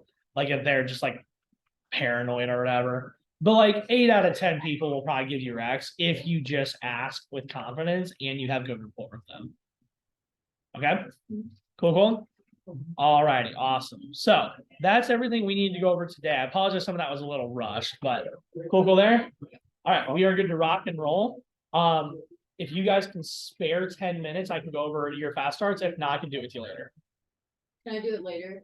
So Okay. I can get to the. You can, yes. Why don't I do this actually, okay? So here's your level. Levels meaning when you hit these, you get them, okay? And they're all cumulative. So, and if you need a reminder, you can just go look in the GB Docs folder. But when you make your first sale, you actually get, so this is your code to keep forever, right? You have to give this back to us. Like you don't return this. This is like literally yours forever. Okay. So you make your first sale, you actually get the trimmer. Okay. You get the classic trimmer. So you have the pearl one in your kit, right? So you get to either keep the black or the white one, whichever one you want. Okay. When you sell your first set, that means like your first 5 knives, you actually get the table knives. You can pick whatever color you want to, by the way. You get table knives and you get the red cutting board as well. So cool there, right? Now, when you sell $1,000 in sales, you get the spatula spreader then too. You get the 2K in sales. This is all cumulative, by the way. So if you hit level 2, you get like everything here plus on level 1 too. Okay. Level 2, you get T carver. Level 3, you get the super shears. Level 4, so this is at $1,000 in sales, $2,000 in sales, $3,000 in sales, right? At $5,000 in sales, you get the rest of your homemaker. So when you get to $5,000 in sales, you actually get the entire homemaker set. Before you ask, you don't get a block from the company. I wish they did give you one, but we like our office does like contests for blocks and stuff like that. So be active in those. Okay. Full, can I be honest with you guys? We want you to hit these levels because if you have Cutco, you can sell it easier. Makes sense. So like we want you to hit this. Okay. So anyway, there's bonus items you can get: veggie peeler, cheese knife, and hearty slicer. We don't have time to do it today. But would you guys want to do those bonus cases as well too? Like, is that if you don't want to, it's fine. But like, if you would you want to though? Like, cool. Okay, awesome. I just want to make sure. So, with the bonus pieces, and if you're watching the recording right now, ask your manager about this. But we have some team builder stuff we didn't get today. So if you guys would be willing to do some team builder activities with us, that's basically like helping us like get in contact with some new people and all that. We'll give you some bonus stuff too. So that'd be cool to bring up later to you at least. Yeah. Okay. Awesome. All righty. Again, that's optional. You don't have to do that, but you guys are both sitting in here because of team builders, so you might want to. All right. And then the bigger levels here. So at $7,500 in sales, you actually hit something called Champions Night. Basically, what Champions Night is it is a big corporate event you get to be on with all of the other students throughout the region, or throughout our division at least.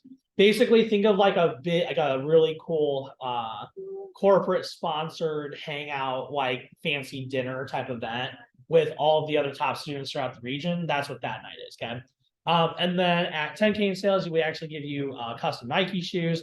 Or if you're global and you hit that level and you don't want shoes, we'll just give you $200. So anyway, and then there's we travel a lot in the company too. So if you hit 15 and on, you hit the region trip, or you hit the company trips we go on and stuff like that too. Okay. So I wish I could go into more detail, but you gotta get going. So here's the other thing too. Do you guys like extra credit as well? Okay. So here's the thing. We want you to hit these levels. Okay. We can't just give them to you because you gotta earn them, but we want to give you as much help as we can. Okay. So here's some extra help here at the bottom.